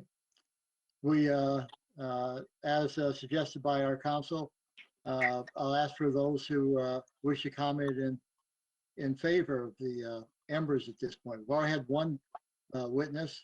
You don't need to comment again. That's in the record. Are there others? I thought what we were going to do is let them put on their case and then take public comment after that in favor. Okay. Well, You I keep would object reminding to me that when I get off process. schedule. Well, of course But he'd object. He'd object to that it's getting dark out. Mr. Chairman, this is your hearing and you can run it. Can you, Mr. Kelly, do you wish to state your case then at this point? Yes, if I may, please.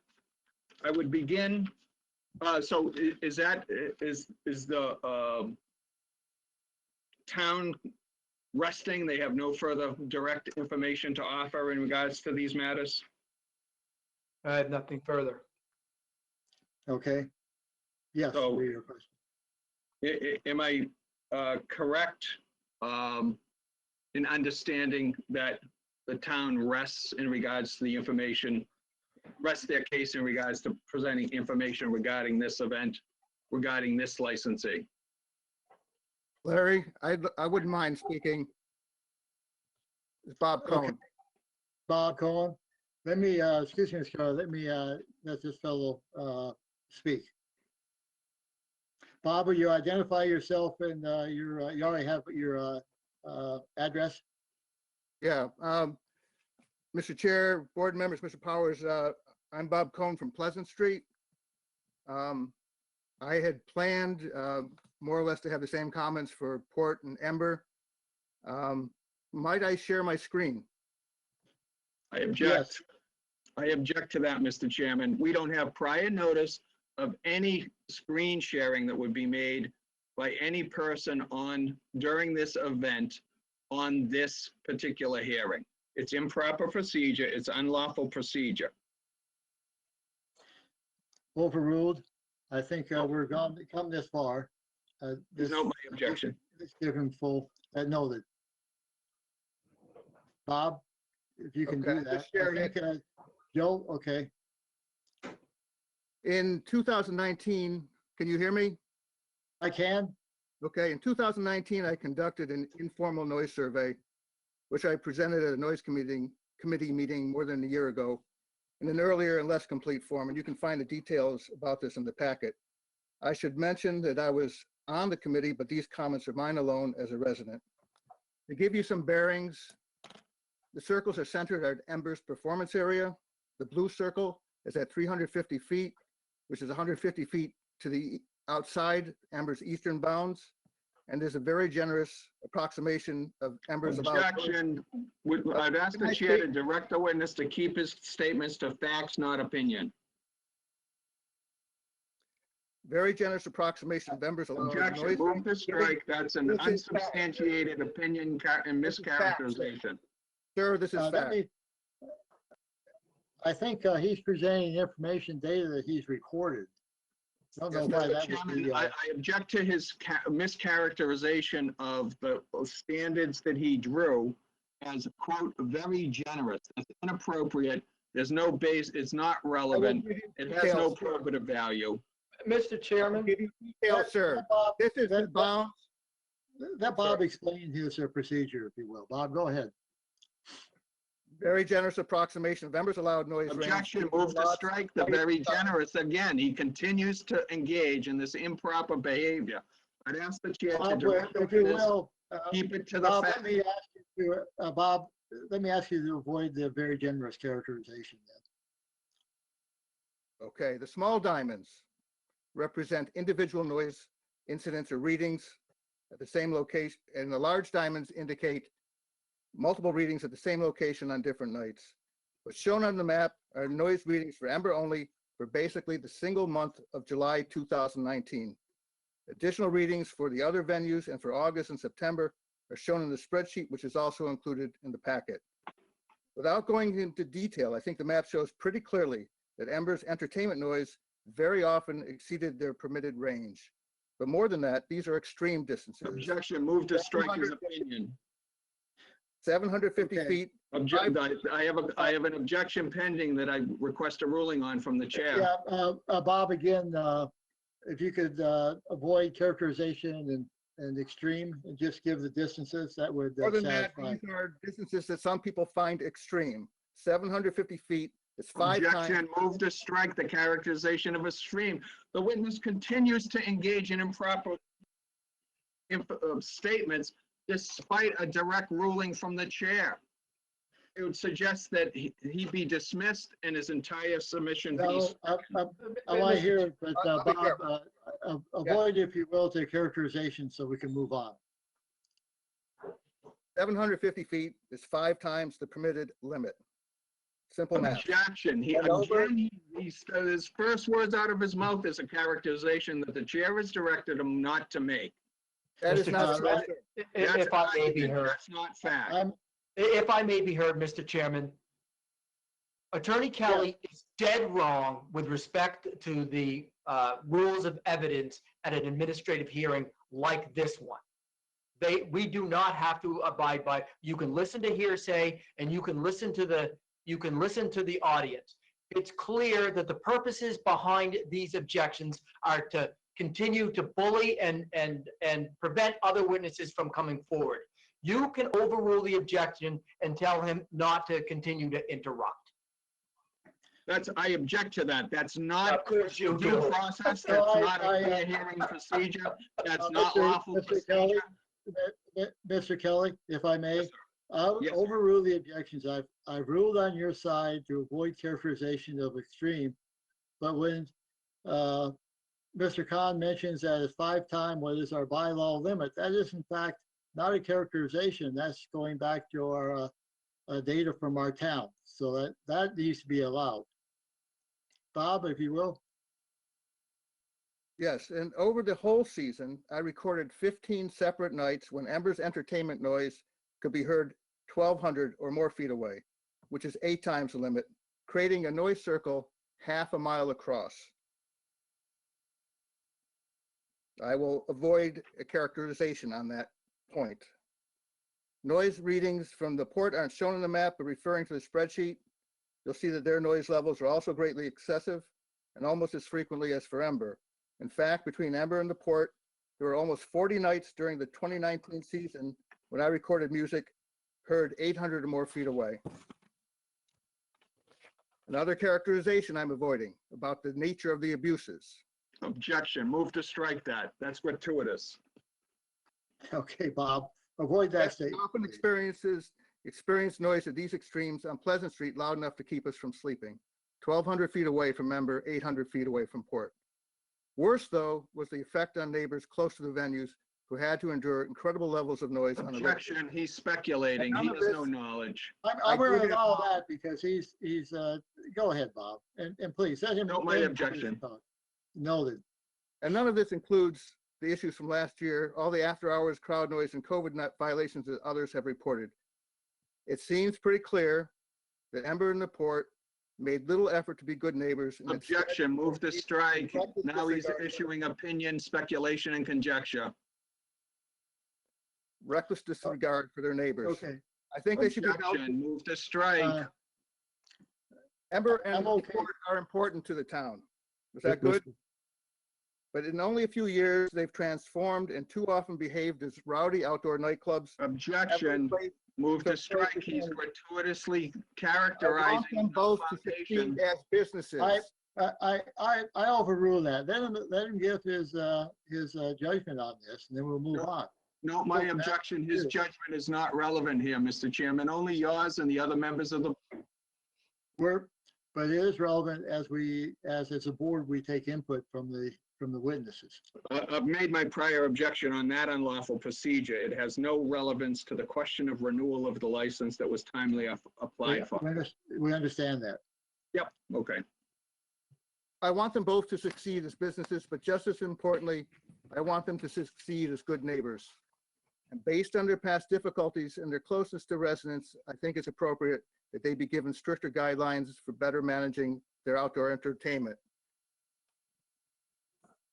With their new entertainment licenses, I urge that they have certain conditions applied to them, that speakers be pointed away from neighbors, which seems like a no-brainer, that live outdoor entertainment be limited to evening hours, and that outdoor music at all other times be limited to ambient background music, that live music be played only through house systems. The purpose of this is to help the venues better manage performers, their placement, speaker placement, volume, and so on. I believe Perks recently purchased a house system for just this reason, and such systems seem necessary for all. Objection, move to strike is speculation. Mr. Chairman, this witness is running roughshod in direct violation of your rulings and your direction. I'm going to listen because he has, move ahead. It's overruled, and. Note my objection, please. We'll note your objection. That venues be required to self-regulate with security details and/or decibel monitors. And finally, it's critical that the plainly audible standard be enforced properly. I urge the town to provide HPD and policy guidelines and directives to do so. This is probably the most important condition because without a well-enforced noise limit, none of the other provisions will work. I appreciate you taking the time to consider this. Thank you very much. Okay, thank you, Bob. Mr. Keller, as in the past, do you wish to cross-examine Mr. Cohen? May I have 1 minute just to review my notes? There was a lot of note-taking I had.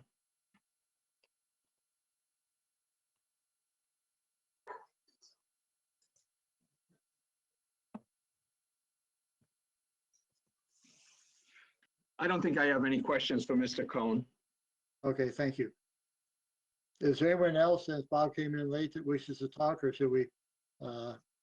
Larry, Yes, Bob Nickerson. Bob, yes. You know, would have been good to know that we were all going to get harassed here. So there's a lot of people that don't want to talk because of what's going on. that's a sad, sad story. What I will say is I've called numbers of times. Some of my calls became approved or whatever, agreed to violations. I don't know the dates because I wasn't prepared to have that information. I live about 500 feet from Ember. I can be in my bedroom at night and hear the noise on the drums sometimes, not every night. They have routinely increased the sound from 9:30 to 10 because they know the violations aren't going to get taken care of because they can't get the police out there in time. It's a constant problem. And last summer, I will say they were better because of COVID in that regard. But the crowd noise is getting worse and worse. I lost a mailbox one time because of the crowd coming down the street from Ember, took it off. So I do think, I may be an outstander here, I do think they should have their liquor license renewed. I don't think they should have their entertainment license renewed outside unless you put restrictions on them. I think they're being very unfair in the way this is being handled. They want to be part of the town, and this is not the way to do it. Thank you. Bob. Mr. Kelly? May I have just 30 seconds, please, Mr. Chairman, to review my notes? Okay. Thank you. Well, Mr. Kelly's reviewing the notes. Is there anyone else who wishes to comment at this Well, point? I would, Larry. This is Francis Rich. Mr. Chairman, I Okay, think. let Mr. Kelly respond, then we'll get to you. I was just taking. I have no questions of Mr. Nickerson, Mr. Chairman. Okay, thank you. Thank you, Bob. Someone else spoke up. Do you wish to identify yourself? Yes, this is Francis Rich from 19 Towie Lane. Go ahead, please. Just a comment. I live outside of the farthest circle on Bob Cohen's noise map, the very northeast corner. And I'm not one that complains, makes phone calls to the police, but in 2019, I sat outside on my back deck and I could sing along to the music coming from Ember. I got in my car to make sure that that's where it was coming from, and it was.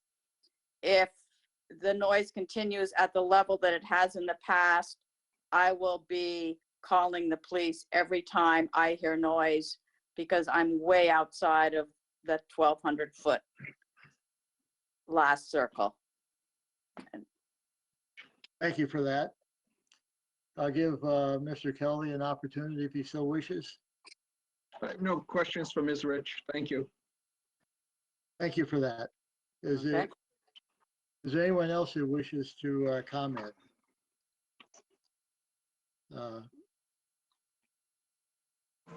Seeing none, I think that does, Mr. Kelly and Mr. Bay, I think that does close our case. I turn it over to you. Thank you.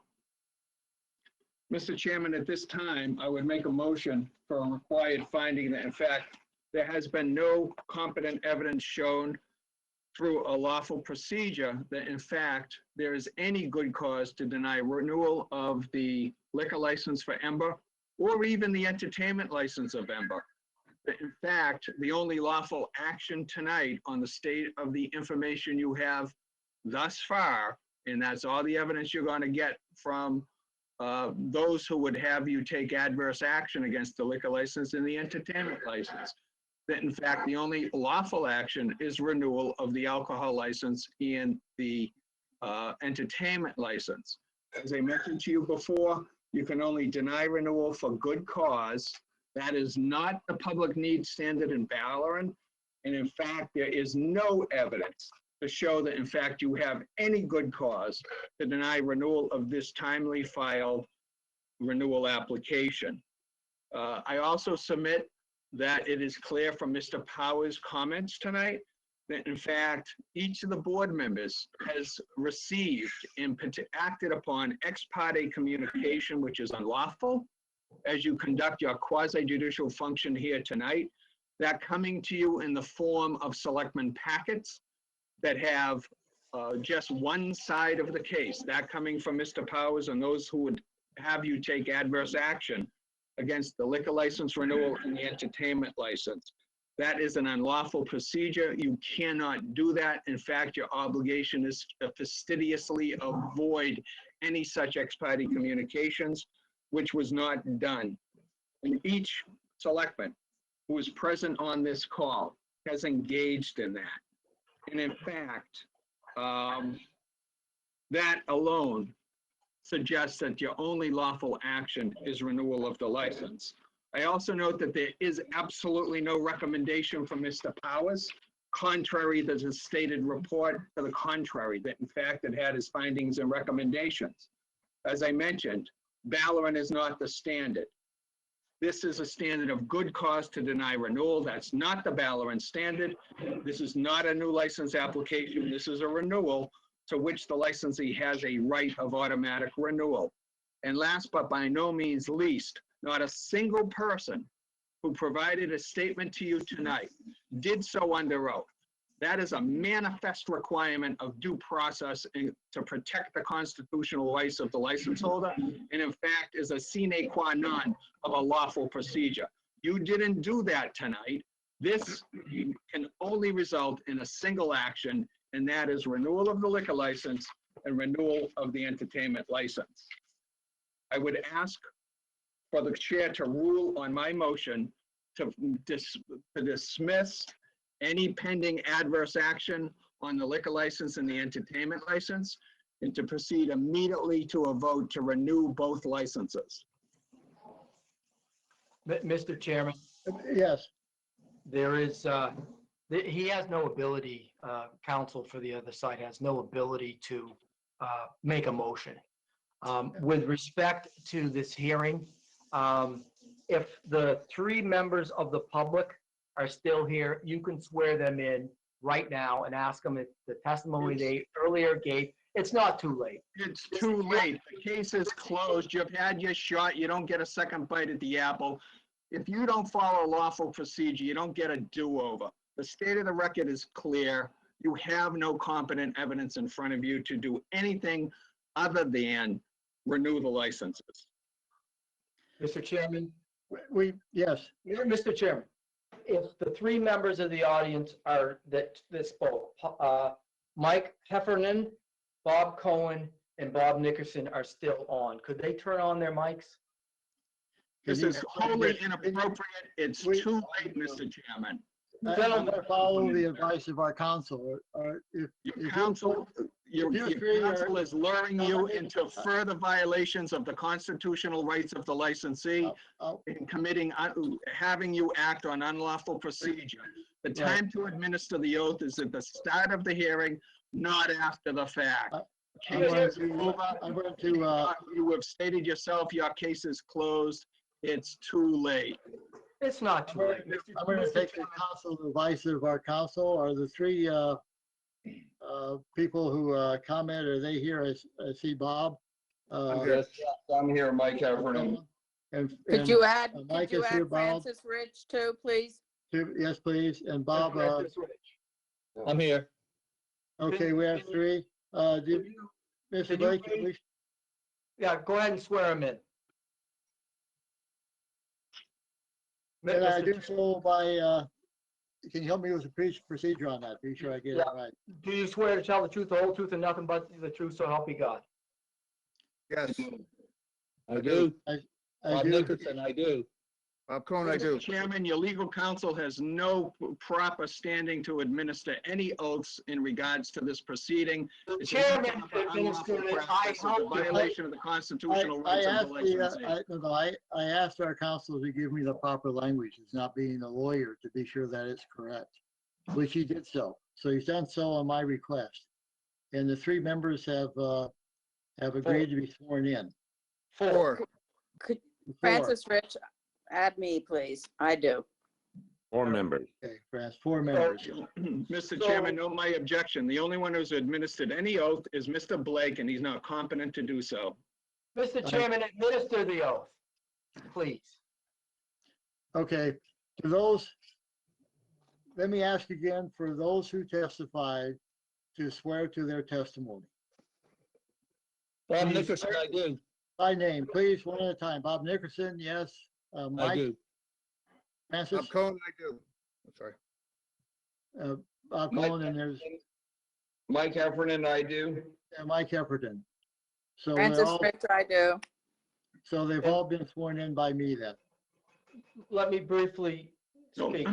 I suggest that they haven't been, but so just note my objection, Mr. Chairman.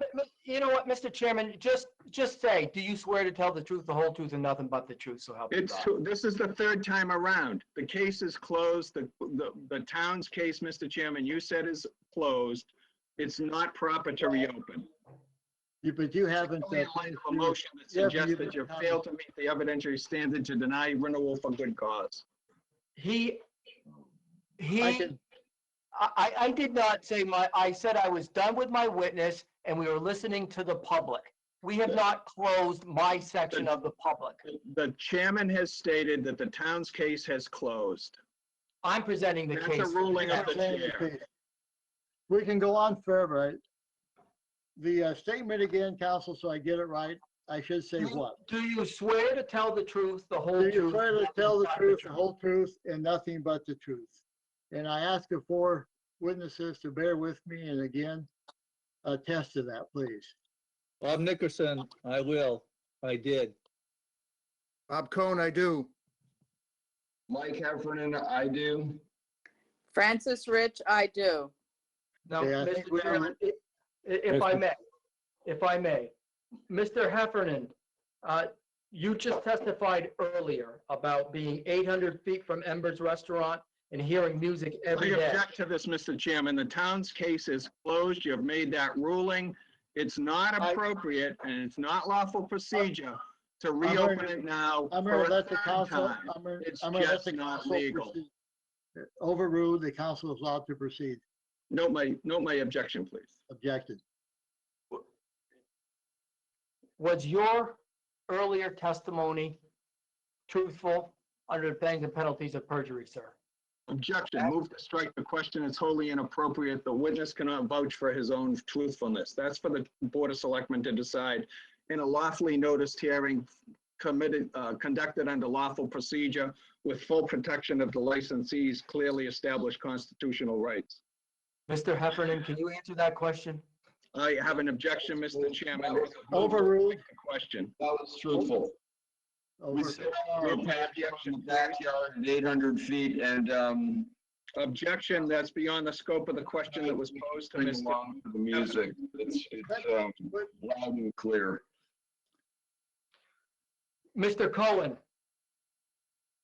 was the testimony that you gave earlier the truth, the whole truth, and nothing but the truth? Yes, it was. Objection. Move to strike for the same grounds, wholly inappropriate. You can interrupt each time, but I'm just going to, Well, I'll accept it's, your objection, but on each of those pro forma, but this. Mr. Chairman, it's my legal obligation to protect the record that I have to make this objection for each of the Right. witnesses if Mr. Right. Blake is going to pursue. So I may So note my state that. objection in regards to Mr. Cohen. Overruled and I note the objection. Thank you. Mr. Nickerson, Yes, is the testimony that you gave earlier the truth, the whole truth, and nothing but the truth, so help you God? yes, Objection. sir. Move to strike the Overruled answer. and so noted. Yes, Ms. thank you. Thank you for noting my objection. Ms. Rich, is the Yes. testimony that you gave earlier the truth, the whole truth, and nothing but the truth, so help you God? Yes, it is. Objection. Move to strike. Overruled and so noted. Thank you for noting my objection.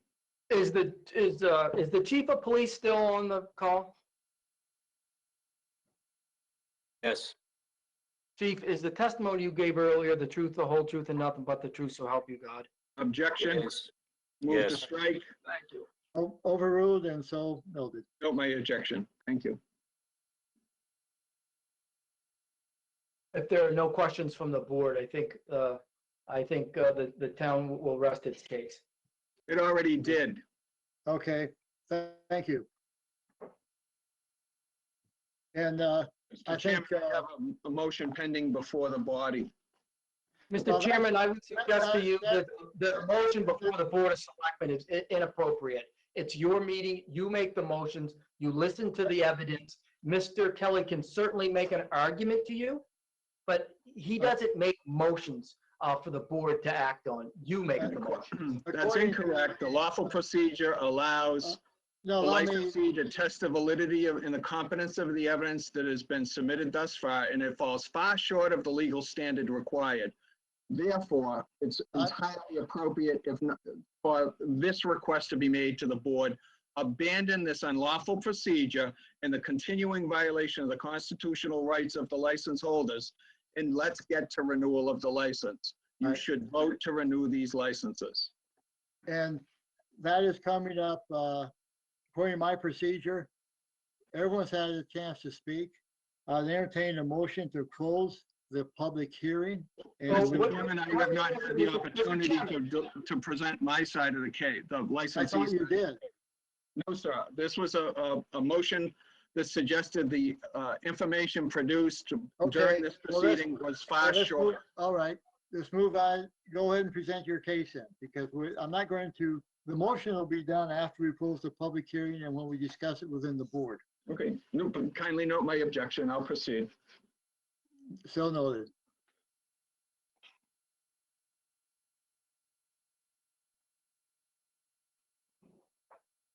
So has Paula Ribeiro stayed on the call? Yes, I have. I would ask Ms. Ribeiro, did you take the oath when it was administered by the chairman? No, he didn't even ask me. Okay.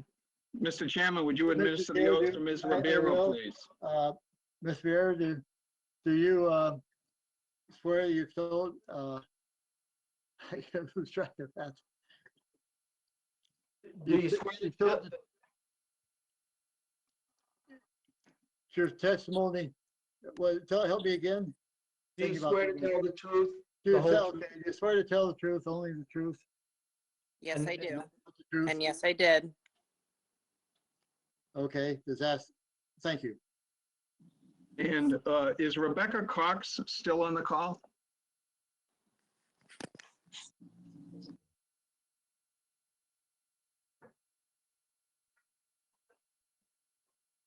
I don't see any response. How about Lucy Brackett? Is she on the call? Yes, I am on the call. Okay. Ms. Brackett, have you been sworn? Have you taken the oath? I have not.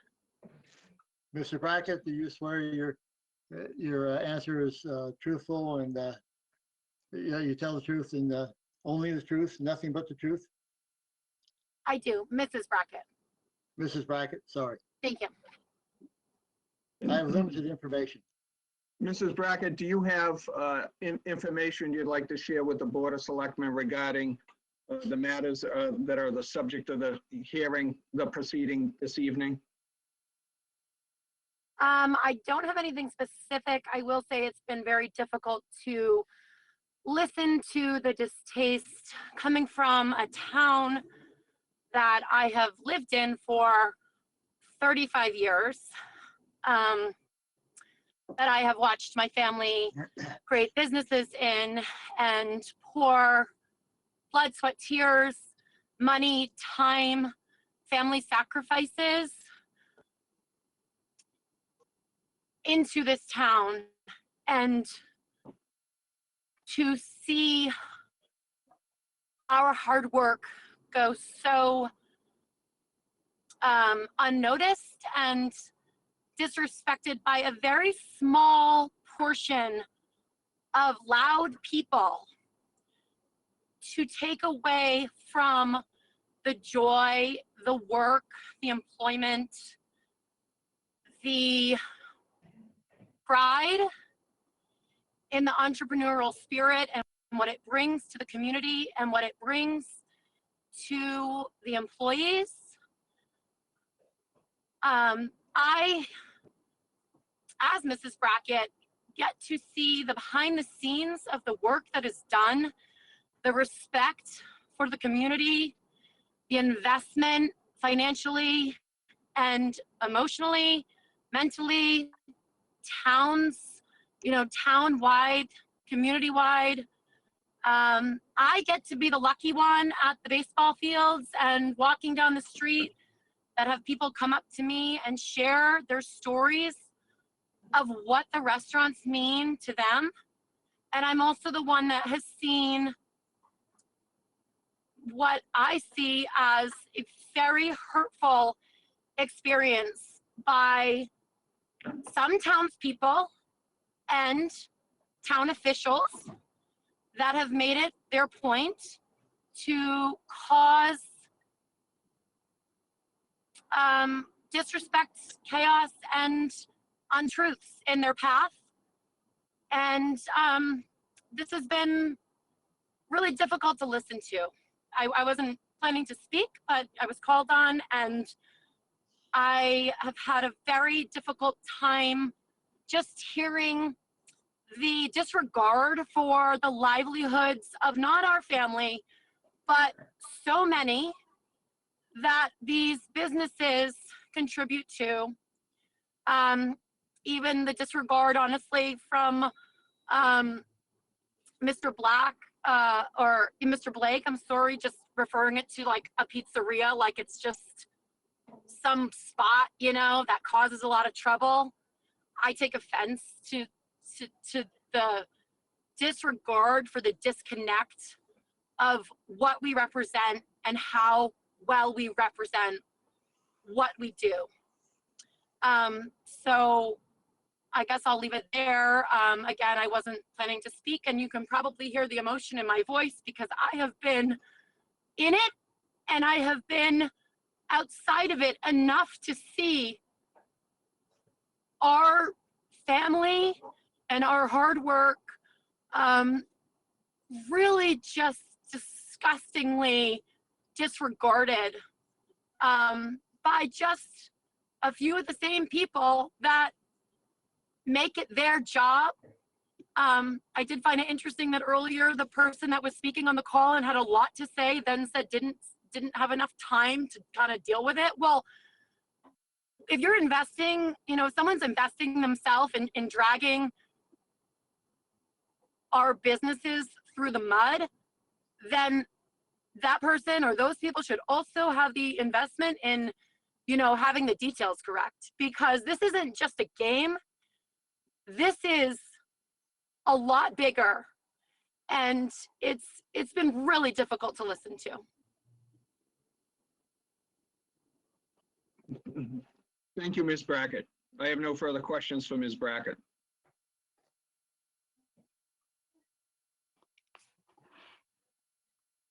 Shall I proceed to the next witness I wish to have? Please, yes, please. I'm sorry, Mr. Chairman, I didn't hear you. Chairman? Yes. Yes. Thank you. Thank you. Okay. Is Jennifer Dixon on the call still?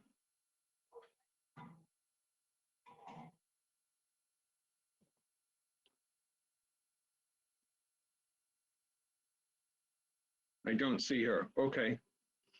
This is Rebecca Cox. I was putting my son to bed, but I heard that someone had called for me. Yes, I'm sorry. This is Attorney Bill Kelly. We are at the point in this event where the chairman has asked for those who wish to speak in favor of Ember to basically have that opportunity. And I understood that you sent a letter of support to the board and as well as your husband, and was wondering if you wish to take the oath so you could tell the selectmen under oath exactly what your thoughts were regarding Ember. Yes, I'll speak, I guess, on behalf of Ember and the port, if that's okay. Can you tell me your name again? Yes, Rebecca Cox. Rebecca Cox, you swear to tell the truth, only the truth and nothing but the truth?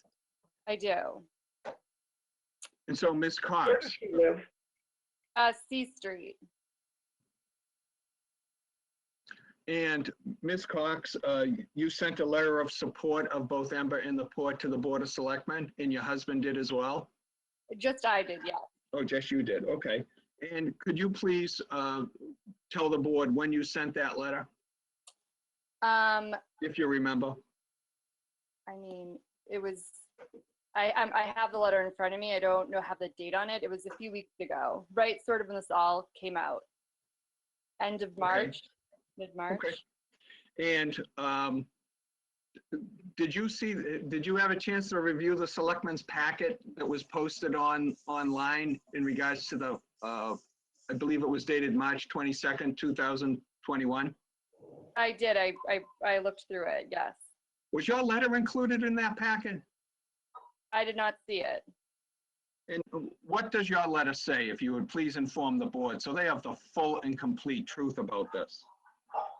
Yes, so I'll just read it. I said, I'm reaching out to you in support of the Port Restaurant and Embers and the Brackett family. I live on C Street and have spent every summer in Howardsport for the past 30 years. I've grown up in this amazing street, and my fondest childhood memories include summers in Howardsport. I've personally witnessed how the port transformed this town in such a positive way, and Embers. The owners, Griffin and Judd, are not only respectful and great neighbors, they are good people. It's not only shocking to read anything negative about this establishment or about these establishments, but it is infuriating because I believe it is all based on lies. It is absolutely sickening to read what the articles in the local papers are saying about the COVID violation concerns. Summer 2021, I was living in Howardsport with my 6-month-old baby and 4-year-old son. The first restaurant I ever took my baby to was the Port because I trusted them and knew that they would do things the right way. I knew that they would follow all the state rules and guidelines, masks, social distancing of 6 feet, and only 6 per table. To read that they flagrantly did not follow rules is astonishing because it couldn't be further from the truth. I've never seen a group of people work harder than the staff at the Port and Embers did this summer. They did everything they were supposed to do to keep their staff and diners safe. It breaks my heart to know that the town is doing this to them because it seems so intentional and wrong. I have faith that this will all work out and things will get resolved soon, and in the meantime, I stand with the Port and Embers. I will do whatever I personally can to fight for what is right and support these amazing brothers and restaurants. Do you have any other information you'd like to share with the Board of Selectmen this evening?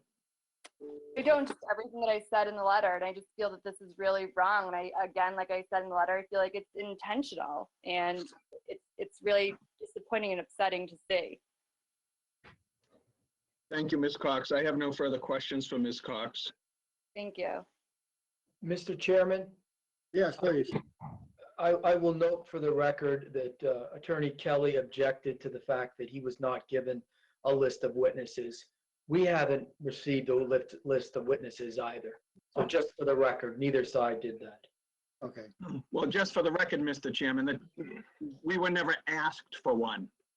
Had we been asked, we're glad to, because we want to have this hearing proceed on a fair basis in compliance with lawful procedures that fully protect the constitutional rights of the license holder. We asked the town for that, and it was told flat out by their attorney, I'm not doing that. That is wrong. That is illegal. That's unlawful procedure and violates the constitutional rights of the license holder that are clearly established to a full and fair hearing. Mr. Chairman?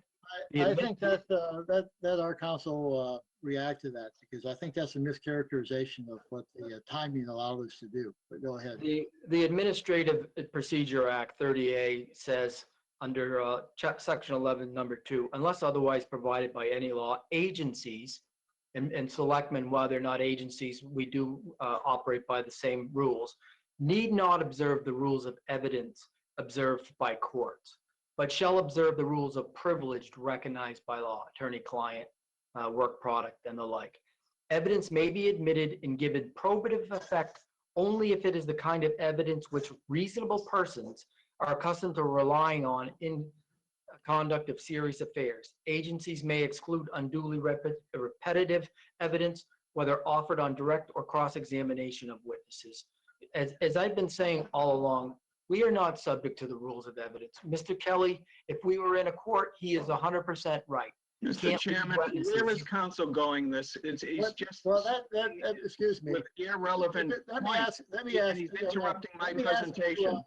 Let me ask you to show some respect and allow him to finish his statement, and then you can make yours. Where I was going with that is Mr. Kelly frequently says that we're not following the law with respect to the witnesses and the evidence being presented, and I merely gave him a citation to show, to back up where I got my contention, which I've been contending the entire time, that we are not subject to the rules of evidence. That's my point. Okay, And I'll let him continue. now you can continue. Is Gary Swain on the call?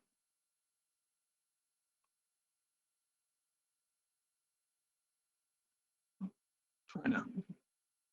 Mr. Swain? No. Okay, I'll move on. Is Marna Bate on the call?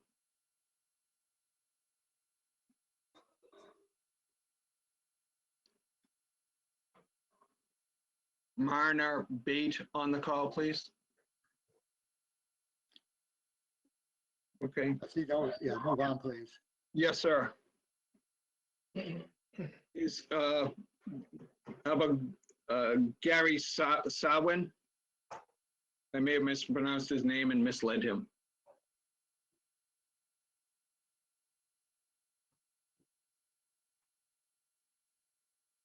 I don't see that. Is Scott McMahon on the call, please?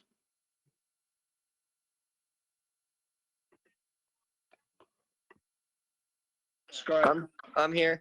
Okay, thank you. Have you been sworn, sir? I have not.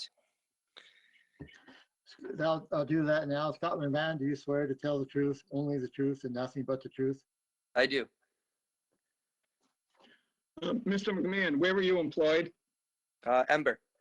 And what's your position there? I'm the general manager. And how long have you held that position, sir? About 9 years, I believe. Okay. And are you familiar with the incidents that occurred back in May, the alleged incidents that occurred back in May of 2020? I am. Okay. And did you have an opportunity to respond to the town administrator or the police department regarding those incidents? I have not. Okay. And do you have, what are the normal work hours that you are at the establishment? Probably around 3 o'clock till 2 in the morning. Okay. And did you have any communication with the Board of Selectmen by writing a letter at any time regarding the matters that are before them tonight? I wrote a letter to the Cape Cod Chronicle and the Cape Cod Times. Okay. And as Mr. Chairman, I beg your indulgence. Has Mr. McMahon been sworn? Yes, I have. I just did. Okay, I beg your pardon. That's my faulty memory. If you, do you know whether that letter to the newspaper was shared with the Board of Selectmen at any time? I do not know that information. Okay. And in fact, are you familiar with, you're familiar with the daily operations of Ember? Yes, I am. And you're familiar with the compliance procedures in effect regarding compliance with the entertainment license and the alcohol license? Yes, I do. And can you describe for the Board of Selectmen what procedures you have in effect to comply with the entertainment license requirements and the liquor license requirements? We're always strict on the musicians to be done before 10 o'clock every night, and they are told to, and they apply that they do only the volume to be in-house and not anywhere outside the house. And what do you do to ensure that those directives are being followed when you're at the premises in your capacity as general manager? I talk to the musicians before they start every shift, and if I think that they're getting a little too loud, I go over there and I ask them to turn it down, and they do so immediately. Okay. Do they comply with your directive? Yes, they do. Okay. And do any neighbors in the vicinity of Ember ever call you? No, they do not. Are you aware if they ever call the restaurant when they have a complaint? I've not received a call from them, no. Okay. And have you made any operational changes in the last 6 months to have better facilitate your compliance with the standards of operating your entertainment license and the alcohol license? Me personally, no, I have not. Okay. Are you aware of anyone else has taken any such steps? A while ago, we built the music structure that has deterred the noise from going outside of the area. Okay. And do you have a memory when that was done? I believe that was done in early August, late July, early August. Of 2020? 2 summers ago, yeah. Would that be last year during the COVID restrictions or the year? No, before the year, that, the year 2019? before that. Okay. And how do you have a process in place to monitor any complaints of which you become aware regarding compliance with the entertainment license or the liquor license? I don't understand that question. Oh, okay. Let me rephrase it. It was too wordy. Are you aware of any liquor license violations that were found to have been committed at Ember? No. Okay. And that's during your entire 9-year career as general manager? Yep, pretty much. Hi, Dad. I have no further questions for Hi. Mr. Mahon. I'm sorry, I'm getting some other noise, voice coming in. But I have no further questions, Mr. Further Chairman. questions? Okay. I have a couple of questions, Mr. Chairman. Hello, sir. My name is Jeffrey Blake, and I represent the town, as you probably understood if you've sat through this hearing. When you said that you've taken actions when the music gets too loud, how do you determine that the music's too loud? When I just make sure it doesn't get too loud. Okay. Have you ever gone back 150 feet from the restaurant to listen to the music? I don't leave the premises when I manage the restaurant. All right, so you don't know if 150 feet away, even what you consider adequate, is plainly audible at 150 feet, do you? Correct. And you said something about built a music structure that deters music. What is the music structure that you're talking about? It's a built-in structure that helps protect the noise, so we respect our neighbors. I guess again, it's interior. Yeah, it's a sound wall. Yep. Okay. Outside. Who's that in the background helping you out with your answers? Nobody. Okay. And that sound wall has been in effect since August of 2019? Yep. And you're not aware of any violations of either or complaints for the entertainment license and or the liquor license? Is that what you're saying? That's a compound question. If we could take one question at a time, it's going to be clearer and the witness won't get confused. You're not aware of any violations of the liquor license or the entertainment license, sir? Objection to the form of the question, it's improper. You can overrule it. No, he can't. It's an improperly phrased question. It's compound and you know it. I'm asking, I'm overruling you. I wanted to answer the question. No, my objection, the question is confusing, it's compound and asks 2 facts in 1 question. No, my objection, please. Noted. Noted. Sir, you can answer the question. I'm not going to answer the question. Okay. are you, oh, I mean, I think you testified that you weren't aware of any complaints in the 9 years that you had been there. Is that correct? I'm aware of the complaints, but they're not valid. Okay, all right. And why do you say they're not valid?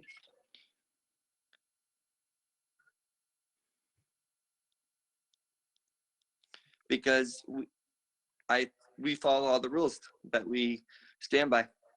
Okay. But you just told me you never walk out 150 feet from the restaurant to see if the noise is actually in fact too loud, do you? Nope. When you close the restaurant, what time do you guys close? Everyone's out of the building by 1 a.m. Okay. And do you send anybody out into the parking lot to make sure that the patrons are leaving and not hanging around making loud Yes, noises? we do. Yep. You do? Who do you send out there? I do that sometimes, and we have doormen as well. Okay. And have you ever seen patrons in the parking lot making loud noises and had to ask them to leave?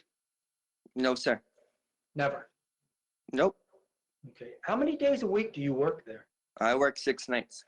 6 nights. So in all of the 6 nights, and you've been there for 9 years, did you say? Yeah, everyone leaves orderly and in a good fashion. Okay. And you've never heard anybody being loud in the parking lot as they're leaving? Not loud enough to disturb people, no. Okay. And have any of your doormen, if you know? Nope. We've had no issues at that.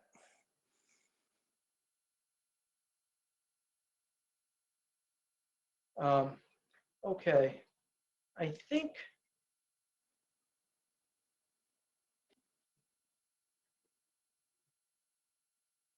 one last question. I asked you earlier if there was anybody in the background helping you answer the questions, because frankly, sir, I can hear somebody answering the questions. Sounded like a woman. You know you're under oath, right? Yes, I am. Okay. And is your question the same, that there's nobody in the background coaching you? My mother is, I'm having dinner. My mother, I did not know is speaking, so she is next to me, yes. Okay. Okay. I have nothing further. Okay, thank you. Mr. Kelly? Thank you, Mr. Chairman. Is Chris Ward on the call?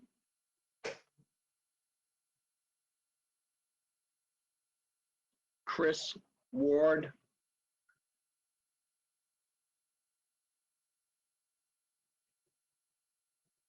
Yes, sorry. Yes, Thank you. Have you been sworn, Mr. Ward? I have not. I'll do so now. Mr. Ward, do you swear to tell the truth, nothing but the truth, and only the truth?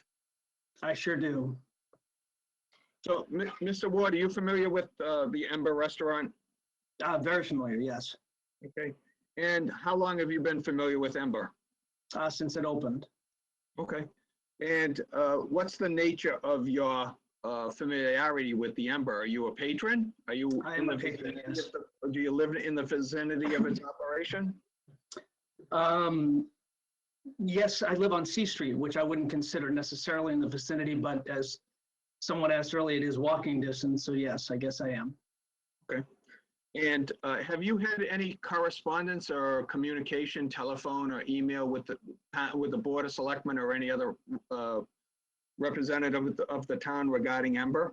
I wrote a letter to all of the selectmen, an email, but it was more specific to the port. Oh, I see. Okay. And what was the nature of that communication, if you can describe for the selectmen? The nature of that, and I imagine this is probably a topic for later if we get to talking about the port, was that on my street at least, and the neighbors that I have, noise concerns seem to be less about music and more about people. But I think people are overlooking the fact that a lot of the noisy people walking home from bars are coming from other places other than Ember and Port. And even in the instance of Ember, I know plenty of people who go to other bars and restaurants in town and live to the east of downtown and walk right by there through the same neighborhoods where these complaints are being heard. and I can't say that these people aren't coming from Ember, but everybody's walking distance from everywhere. So at least where we live, there's plenty of noise that comes through, especially in that C Street parking lot. But it's coming from every one of the restaurants. Thank you. And have you ever called the Ember to complain about their operation at all? No, and in fact, until that one woman on the northeast corner mentioned how far away she lived, I was shocked to hear that anybody say you could hear Ember from more than 50 yards away. In fact, there's been times when I've walked out to the street to see if anything's going on down the street, and at least from the end of C Street, I can't hear a thing from that far. But that's just me, and I may be wrong. I can't speak for the woman who said that she could hear it from her backyard. There's no way I could hear anything at Ember from where I am at C Street. Okay. And have you had ever been contacted by any representative of the town in regards to problems with the operation of Ember? No, not at all. In fact, and you asked this question earlier, the letter that I wrote, I didn't get any responses from any selectmen. I ended up forwarding it on to one of the administrative people there to make sure that it was received. And I did not notice that letter did not make that 105-page packet that was sent. No, I've not been contacted. I've seen emails going around as a resident, just from other residents trying to put together, try to mobilize a little bit about the noise at Ember, but I've not been contacted directly at all. Okay. Thank you.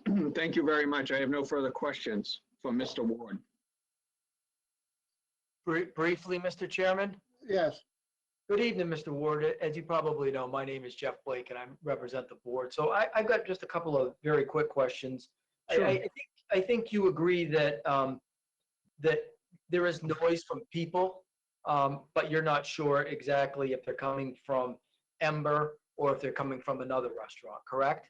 That is correct, yes. Right. So they could very well all be coming from Ember. You just don't know. Or none of them could come from Ember, right? That is correct, yes.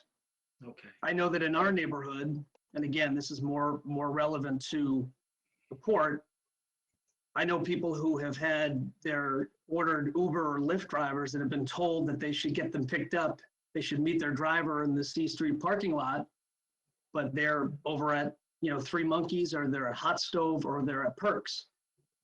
To be honest, I'm pretty surprised that Tyler from Perks isn't on this, because at least from where I'm sitting, most of the noise I hear is from Perks. Are you closer to Perks than you are to Ember?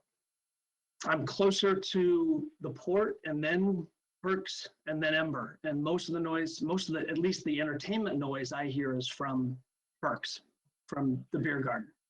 And how do you know that? Because I can just tell. I know which is which. I know which. I live, 2 houses from the port, and I can tell when one musician stops and the other one keeps going. I know which one's which. Okay, how far are you from, you say 2 houses, how far, do you know feet-wise how far that is? I'm probably 50 yards from the back of the port parking lot, less, Okay. 30, 35. All right, and you can hear the music coming from port?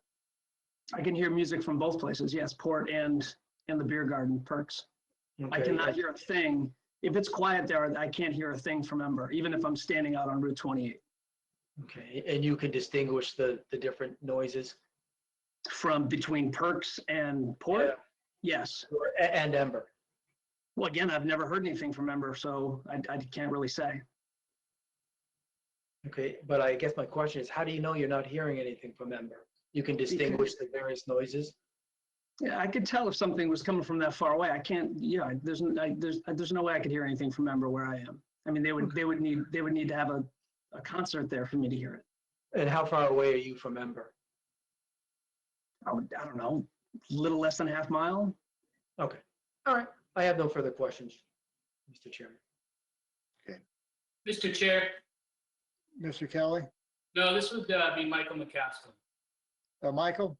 Through you, if I could ask a question, as long as Attorney Blake thinks it's appropriate, and it's just related to the previous speakers saying he sent us an email, as well as Rebecca Cox. Could I just ask when those were sent? Were they sent prior to the May 22nd packet for the original hearing or after that? This is Chris Ward. I sent that email about a month ago when I first heard that this hearing was happening. So just a follow-up. So Chris, so March 22nd and today's April 26th. Did you have a date of when you sent that to the board? Was it prior to March 22nd? I can tell you in 1 second. Hold on. So I know this is super important. Hold on.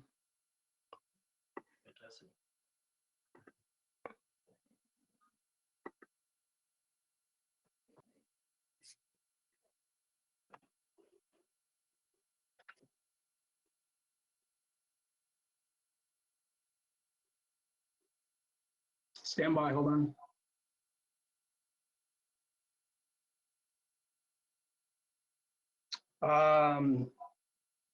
April 5th. Okay, thank you for that. And I believe the record will show that Rebecca had said she sent it about 3 weeks ago. If she's still on, maybe she could tell us when that was. And I just asked. I'm sorry, it was March 30th I sent it. Sorry. Thank you, Chris.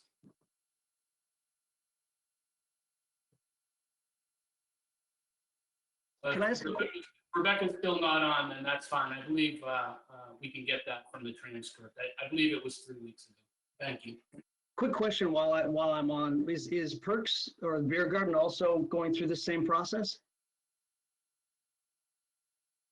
For renewal for entertainment and liquor? Because I know that I think they've actually received violations recently, and I know that Port has not. So I'm just wondering, are they going through the same hearing? Our hearings tonight are for the Embers and the Port. I'm sorry, I didn't hear say that again? Our hearing tonight is for the Embers and the Port. Okay, when is what is the one for Beer Garden? I just want to make sure I have that date. I'd have to check with the administrator where we are on that right now. Okay. But I assume that's going to happen, right? We look at all the licenses. Okay. Just seems that Port and Ember are so far apart, and Port and Beer Garden are right next to each other. It seems like that makes more sense.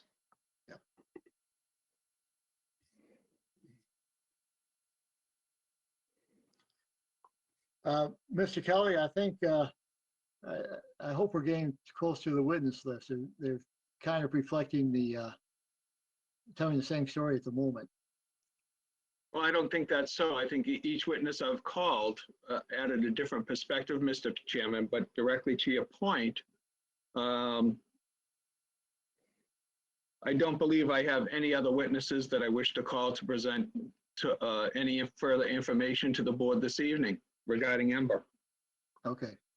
No, I actually agree with your point, but they cover a lot of different bases, so I didn't want to continue it with it. No, I do. I strive to avoid repetitive witnesses saying the same thing. Very much appreciated. I don't know, Mr. Chairman, if there's anyone else on the call that wishes to speak in support of Ember. I don't know whether it's your practice to do so. I would like to. Hello? Go ahead. My name's Jake Domos. I'm a Harwich resident. I don't know, should you swear me in? I should. Yep. Jake Domos, do you swear to tell the truth, only the truth and nothing but the truth? Yes, I do. Mr. Chair, for the record, what's Mr. Domos's relationship to either the Port or Ember?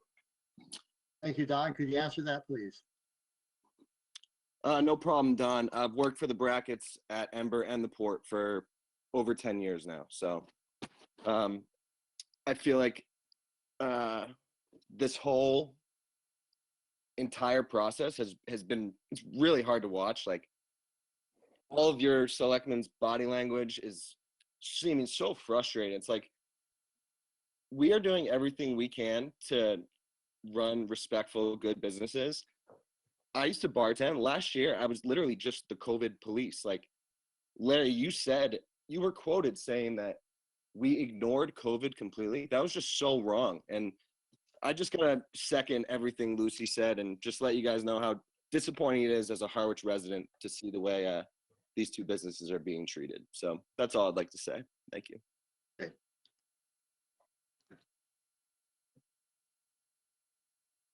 I give one last chance for anyone else to comment, and then we will move on.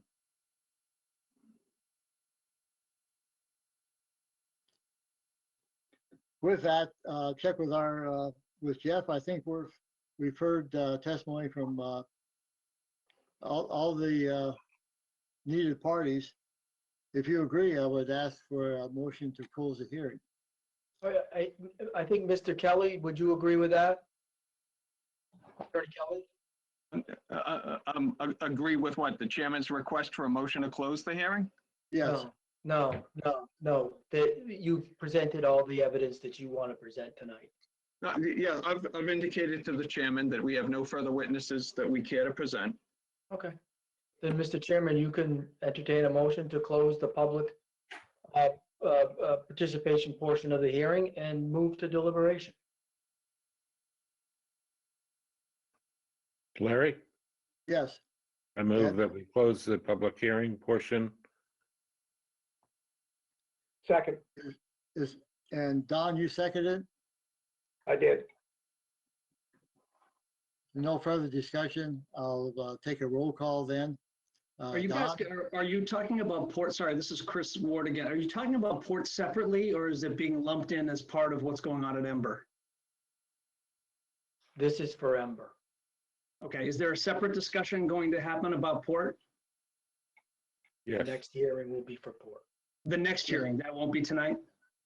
I don't know. That'll be up to the board if they want to. I think at this point, will likely, it's been a long hearing. My guess is we'll come back, but. I agree. I appreciate your time in answering the question. Thank you very much. Okay, we have a motion and a second. I'll take a roll call then. Don? Aye. Michael? Aye. Ed? Aye. And I'm an aye. So I'm open for a discussion. Who wants to start? I think possibly it might be appropriate for Jeff, for you to summarize some of our options. Sure. First of all, I think it's important that while we heard the evidence for both licenses, that you take a separate vote for both licenses, right? And I would suggest that I think Joe earlier, or the town administrator earlier, read the standard, and it's up to you which one you want to go with first. But if you want to do the liquor license, Joe can reread the standard to you, but I'll give you your options before he does that. You, of course, have the option to renew as they've applied for. You have the option to not renew. And of course, you have the option to renew with modifications. So those are pretty much your three options on the table for you. I'll let Joe read you the standard for the liquor license. You can deliberate on that, and then after you've deliberated and made your decision, you can you can then go on to the entertainment license. I would also suggest to you, if the board, having spent over 3 hours on it, the board could also continue this hearing another time and date certain, and deliberate at the next hearing as well. But those are all your options. If I may be heard, Mr. Chairman. Absolutely, Mr. Chairman, you've closed the public portion. I am counsel to the licensee. You have an obligation to provide him with a fair hearing based upon lawful procedure that protects his constitutional rights. Attorney Blake This is a deliberative period, sir. I am confident, and I would ask for a ruling from the chair on my objection in the motion to strike. I overrule that so we can move ahead. Joe, do you wish to, That's not my objection. so noted. Thank you. Joe, I've lost you. I'm here, Mr. Chairman. So following the advice of council, can you give us some options more on the liquor license? Your thoughts on that for Amber? Sure. If I could just ask Attorney Blake if he's making reference to the statement I read at the top of the hearing. I am, sir. Yep. Thank you. So in reviewing and rendering a decision on the application, the board will consider the applicant's request for renewal of its seasonal all alcohol license under Mass General Laws, Chapter 138. In evaluating the renewal application, the board will also use the Ballard factors in its deliberations. The Ballard case clearly articulates the factors that will be used by this board to form a basis in this application to determine the issuance or denial of the requested license. The Ballard factors are: number one, public need, meaning a consideration of the public want and the appropriateness of a liquor license at a particular location. Number two, consideration of the number of existing dispensaries in a locality. Number three, views of the inhabitants of the locality in which a license is sought. Number four, traffic. Number five, noise. Number six, size. Number seven, the sort of operation that carries the license. And number eight, consideration of the reputation of the applicant. Mr. Chairman, I believe I previously objected to Mr. Powers' statement to that effect at the beginning of the hearing, and I further believe it's incumbent on me to repeat that objection at this point. I'm actually going to ignore that at this point since we've closed the public hearing and now we're in our Board of Selectmen's hearing. No, my I think objection. from Attorney Blake and Mr. Powers, it seems prudent at this point to go through the 8 Ballard factors specifically to see where we stand. Is that correct? Well, you don't have to go through all 8. I would suggest that to the extent that there was testimony that would implicate 1 or 2, specifically, I think probably noise, you can certainly take that into account and deliberate on that particular factor, or you can talk about all of them. It's really up to you. I like that suggestion better. We've had noises being the primary factor that we've listened to. Is there any comments from board members? Larry? Michael? Yeah, procedural question, I guess, to Attorney Blake. This case is quite different in my mind, or this hearing is quite different in my mind than the next hearing, just based on information provided. Do we have to use the Ballard factors on this case, or can the board vote not to use the Ballard factors to deliberate and to make a decision? Or is it the recommendation of Attorney Blake and or Joe Powers, who is the hearing officer, to use the Ballard factors if the board doesn't think we need to? Well, it is my recommendation. I mean, these factors have been articulated by the Supreme Judicial Court with respect to the denial of a license. And essentially that's what we're doing here, is denying a license. So these are the factors that have been tried and true in a hearing. I'm just, you can deliberate and you can talk about these factors. I don't know what other factors you would be bringing into play, but certainly these factors need to be considered in any non-renewal. Thank you. Mr. Chairman, please note my objection to Attorney Blake's statement, and I would move to strike it and ask for a ruling on my motion. Mr. Chairman, this is totally inappropriate. He does no longer have an opportunity to speak. Moving ahead then to the other board members. Don, any? No, my objection, Mr. Chairman, please, for the record. I'm not at this point because you're not officially part of this discussion at the moment. Mr. Chairman, the quasi-judicial hearing continues unless and until you arrive at a decision. Attorney Blake is completely misplaced on that position, and therefore I feel incumbent on me. Enough, I'm moving ahead on this now. Mr. Chairman, I would suggest that you recess or continue this till next week and ask Mr. Kelly to provide us with a legal memo to support his position, that he has the right to interject in a board's deliberation of a license. So moved until 5:30 next Monday night. The recess. Is there a second? Oh, this is bullshit. We'll strike that from the record. Is there a second on, You know, if he's going to continue to interrupt, I mean. It's 3 hours in. we have a motion. Is there a second that we recess and come back? Okay, hearing none, we'll proceed then.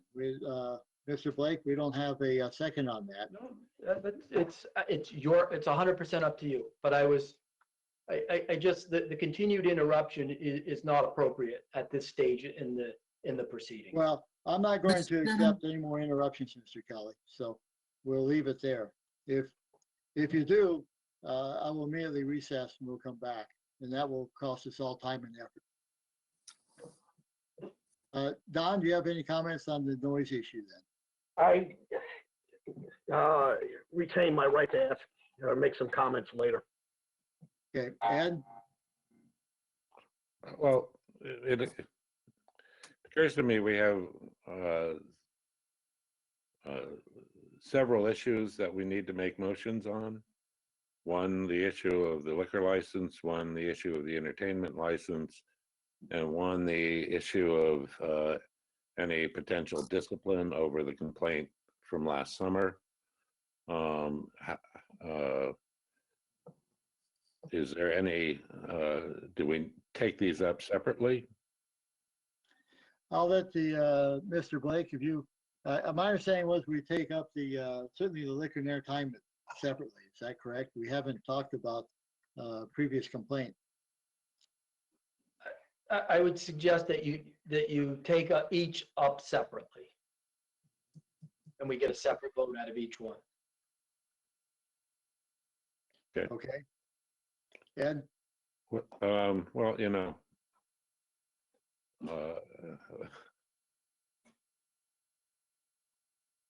from the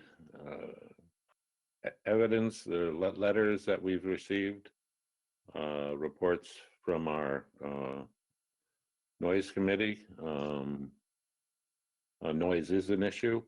I'm not necessarily, I don't think noise as an issue rises to the level of suggesting a denial of the license.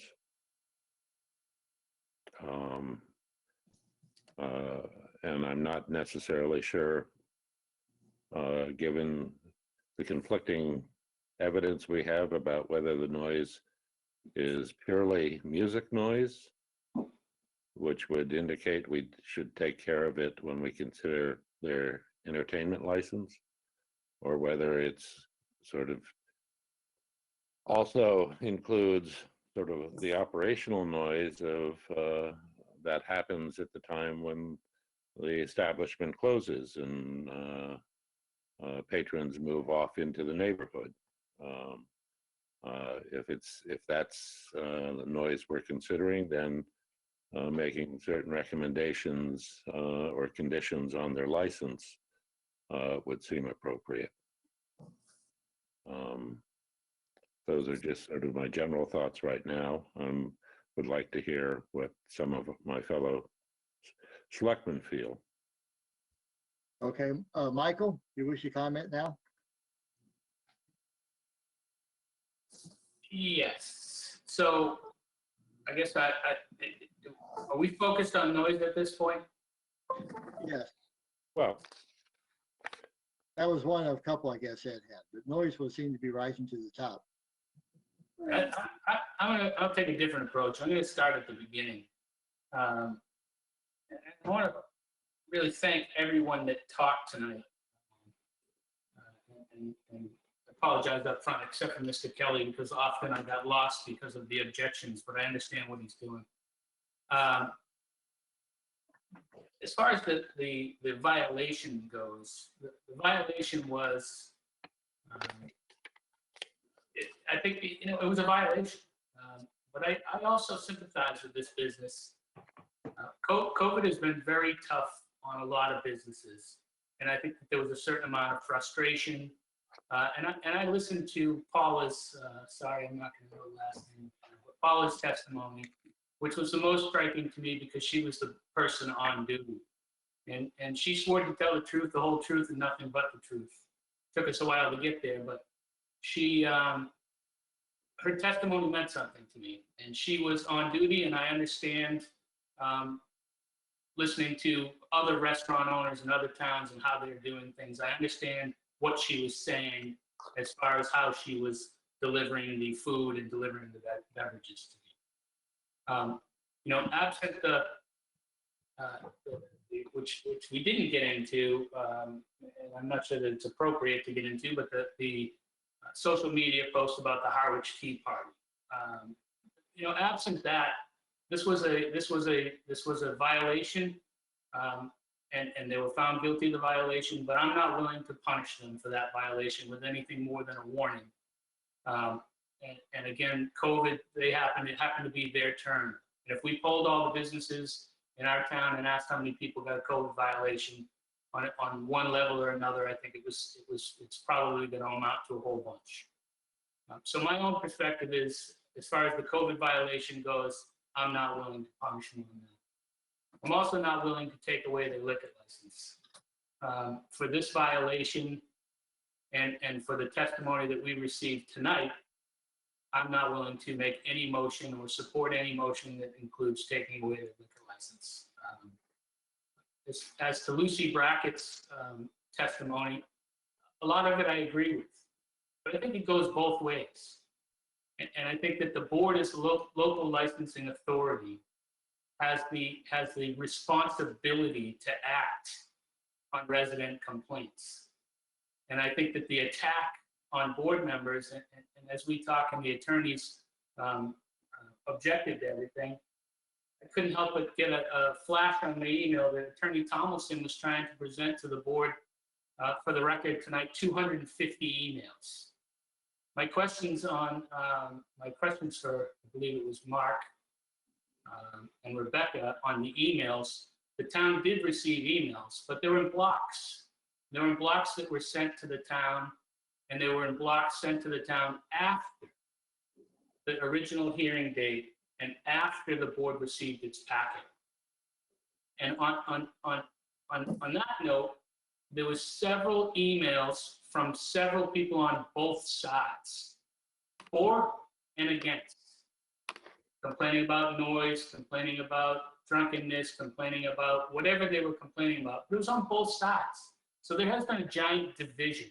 And there is no mistake, for me at least, in recognizing what Port and Ember have done for the town and for Harwichport. And to my detriment, I have fought for the nightlife and the bands in Harwichport and times. And to say I'm against it and to be attacked to be against it, nobody's reading minutes or watching meetings. They're just ignoring them. So to cut short, I'm not willing to take any motion about taking away the liquor license, and I will vote to support their liquor license. Now I'll get to the last piece and the entertainment. And I think Ed outlined it, but we have a noise problem. And anyone that doesn't recognize that we have a noise problem is not paying attention. And I do agree with some of the speakers tonight that there are a lot of people that really enjoy what's going on with entertainment in Harwichport. There's also a lot of people that are not for it. There's a lot of people that have said, my livelihood has been, and my quality of life has been interrupted by what the board is allowing to happen in Harwichport. I'm going to save the rest of the comments on that to the next hearing, because my comments are more related to that establishment than this establishment.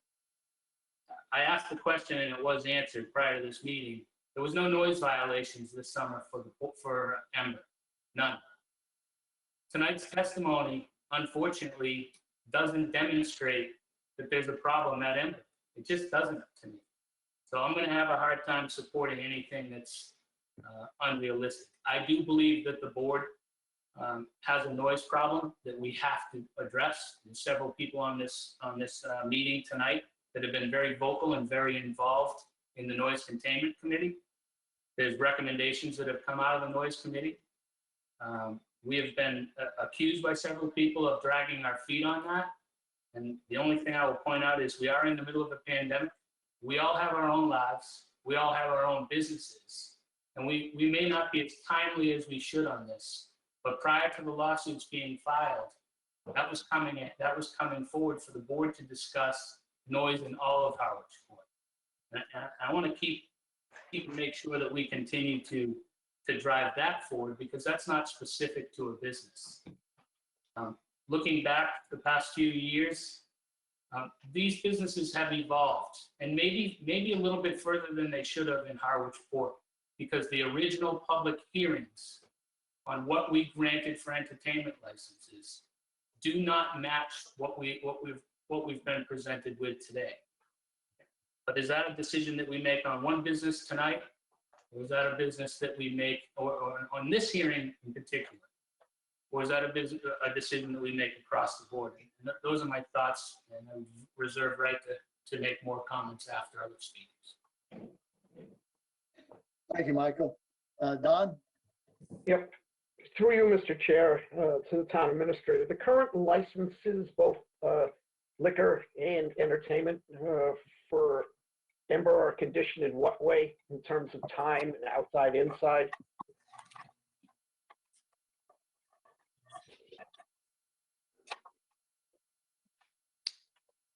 As we sit here right now, if they were operating, what had we approved most recently for both pouring and for entertainment?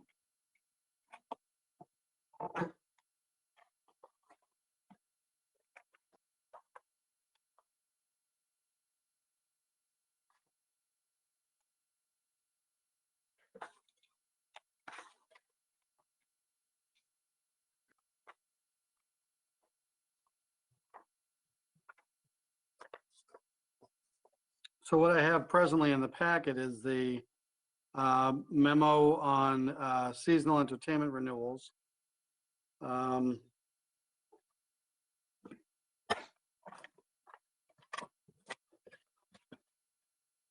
don't have the actual file in front of me to look on the face of the license. But the application they were seeking, the board approved in 2020 for annual entertainment, weekdays 6 p.m. to 10 p.m. outside, Sunday 10 a.m. to midnight inside, and 10 a.m. to 10 p.m. outside. That was 2020. Requested for this year is weekday 10 a.m. to 10 p.m. outside and 10 a.m. to midnight inside, Sunday 10 a.m. to 10 p.m. outside and 10 a.m. to midnight inside. As they are intertwined, through you, Mr. Chair, I'm just curious about when pouring is ending, both outside and inside, what the conditions on the license for the actual alcoholic beverages. So I don't have that information in front of me. I can endeavor to get that. It'll take some time. I'm just not prepared to vote without knowing what the current conditions of the time are relative to what they had been.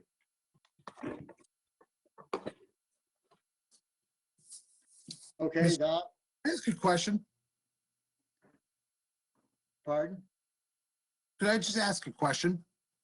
No, because we're close to the, we're going through a public, we've closed the public hearing at the moment.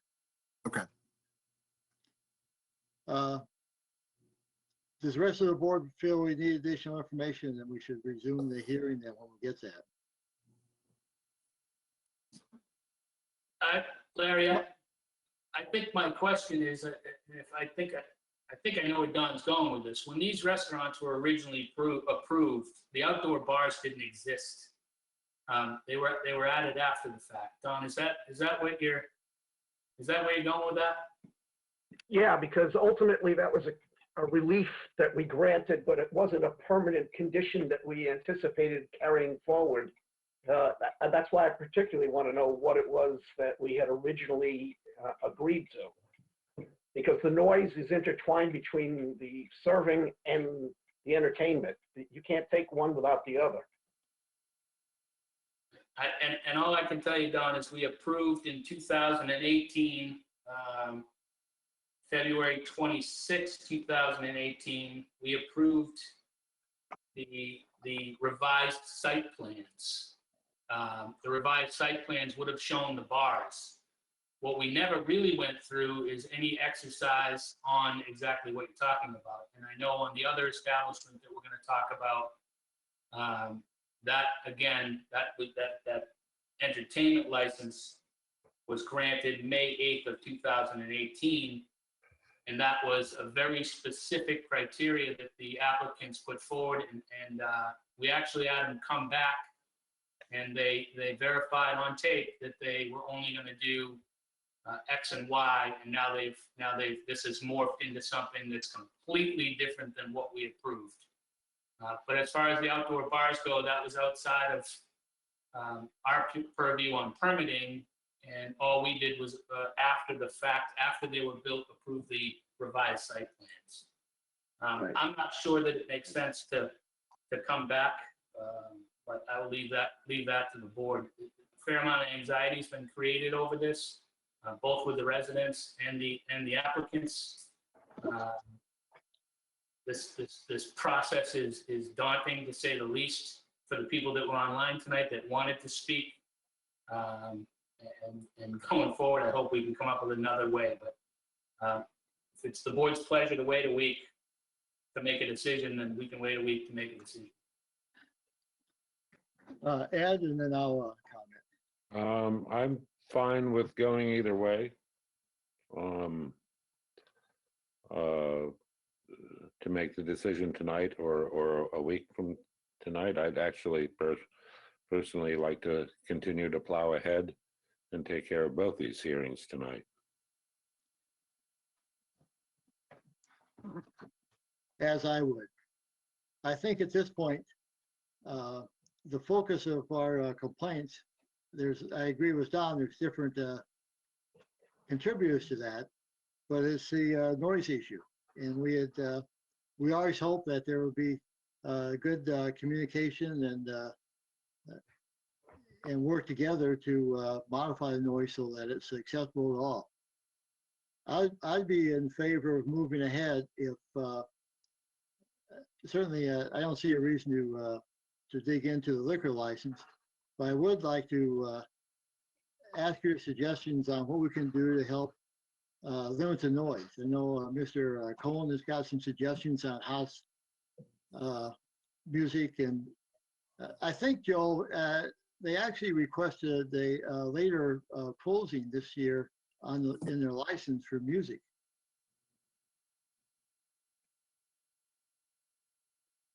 You have 90 people online. Yes. 90.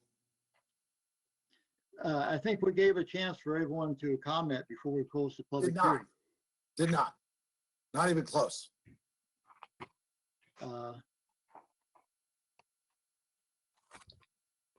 Through you, Mr. Chair. Yes. Joe, we have had a public hearing going on now since about 5:40 related to Amber. We have not spoken about the port, but we absolutely, on more than one occasion, and with much objection from Mr. Kelly, we did close the public hearing, and we did offer for people to speak over and over again. So everyone had a chance, but thank you, Michael. We've now closed that. So let's look at the liquor license. Is there if we concentrate on the noise, is there a motion on the liquor license? Larry, if you give me a minute. Yep.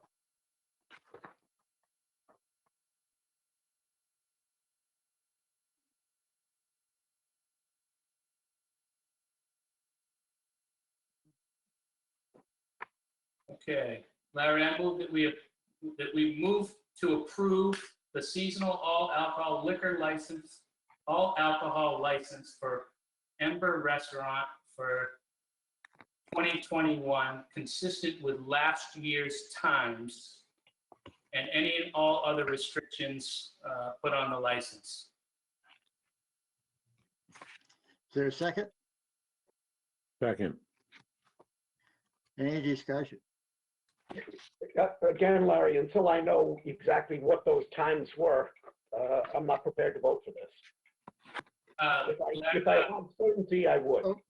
Don, I said last year's license, but if you want the times, it I was, suspect that last year's license times were different from the year before or the year before that.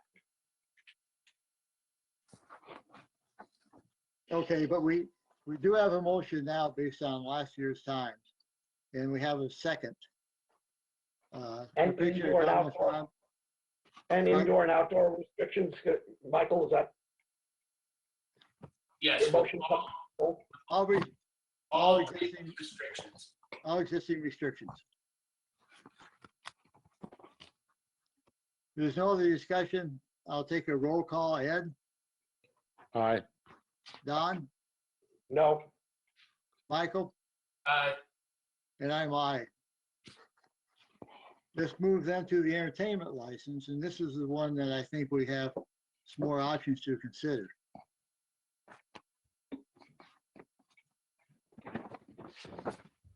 Mr. Blake, do you wish to review what our options are on the entertainment license? Sure. The options are very similar to what the options were with respect to the liquor license. I do say, that I think that there was at one point a mention of a violation of the earlier license with respect to COVID. I don't know if you wanted to move forward on that or just table it. You can just table that. But before we moved on, Yeah, I would table that for now and just move on to the entertainment license. so we essentially take no action. So your options are, you can renew the license, you can deny the renewal, and or you can renew it with conditions.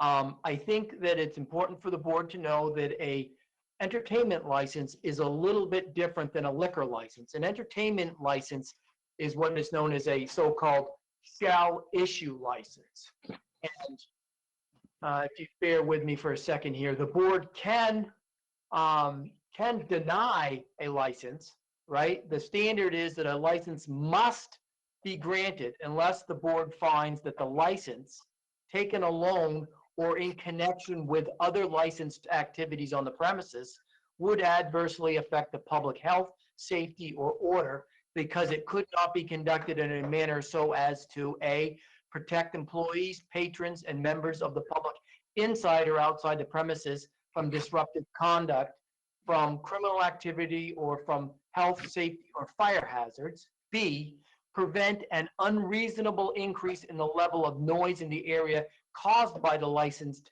activity or caused by patrons leaving, entering or leaving the premises, or prevent an unreasonable increase in the level of pedestrian or vehicular traffic in the area of the premises, or an unreasonable increase in the number of vehicles to be parked in the area of the premises.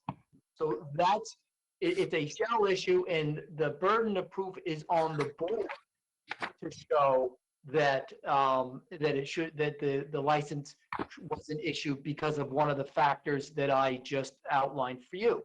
That being said, typically a complete non-renewal would have a heavy burden. However, if a board can condition an entertainment license such that it could issue the license with appropriate conditions to protect those interests that I have just outlined, courts often will uphold those. Okay, thank you. Any comments? We've in the past, we've talked about in other situations of restricting to acoustic only, for instance, of helping to limit the noise for inside only, having no music outside. And the house band, the house system is drawn some attention because you can place speakers around multiple spots and have lower volumes to contain noise. I like your suggestions and comments. Or do we do nothing?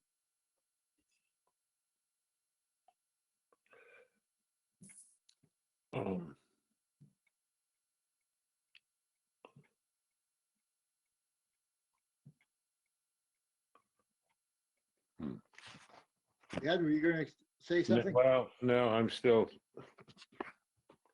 reviewing material. You know, I would like, you know, clearly, not knowing what was approved for last year and the year before. And, you know, I look in the application that's part of our packet, and in the application for an entertainment license, it's interesting that there is no place where the applicant tells us what the hours of operation he's asking is. So that's the only information I have right now. Mr. Powers, do you have any information on their hours? So if you're looking in the packet, excuse me.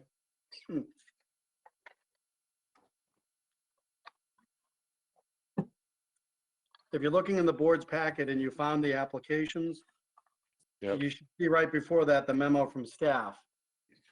And I think that that information was compiled from a narrative provided by applicants. And so it says that the licensee below was contacted via email to outline the times and location inside or outside of where they are requesting to have entertainment.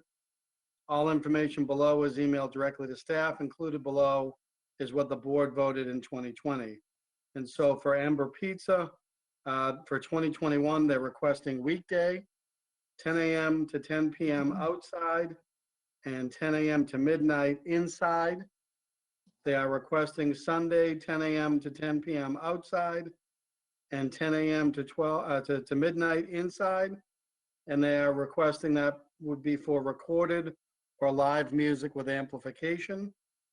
The board had previously adopted in 2020 condensed times with regard to weekday, meaning weekday in 2020 was 6 p.m. to 10 p.m. outside. And no inside. It does not say that in the memorandum. It does indicate on Sunday, 10 a.m. to midnight inside, 10 a.m. to 10 p.m. outside, and that was 2020.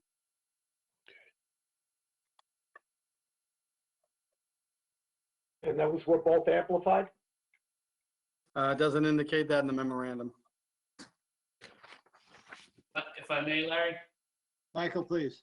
The only change is, and going back 2 years, they're requesting to change the outdoor from 6 p.m. to 10 a.m. That's their request. And last year and the year before, we gave them 10 a.m. to 10 p.m. outside, 12 a.m. to 10 a.m. to 12. So requesting, they want to switch from the 6 p.m. weekday to 10 a.m. weekday. And then same with Sunday. And Don, yes, last year's application and the year before's were both recorded or live music with amplification. And that was my point. They've actually asked to increase the length of entertainment this year based on what we had last year. But if it's amplified, we have a general restriction about how far from any premise that amplification can go. Yep.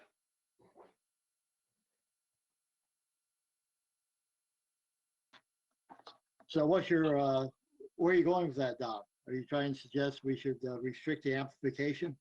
I would not go, especially given where we're at right now with outdoor amplification. I would restrict it to entertainment outside from 6 p.m. to whatever it was before, acoustic and inside amplified. So the suggestion is 6 PM to 10 PM outside with no amplification. That's correct. Comments on that? Clarification, Don. Is that 6 PM to 10 PM outside on weekday, or also weekday and Sunday? Because currently, last year, they were approved on Sunday from 10 AM to 10 PM outside. Yeah, well, interestingly, it hasn't come up to anybody at this point, but it's between 3 and 4/10 of a mile that their lawyer was talking about the distance between Ember and C Street. Right down the road from that is a church, and I'm not sure it's realistic or that we really want to maintain outdoor entertainment from 10 AM while they're having services going on. I think that was a mistake that can be rectified, and I think it should be acoustic outside starting at 6 PM.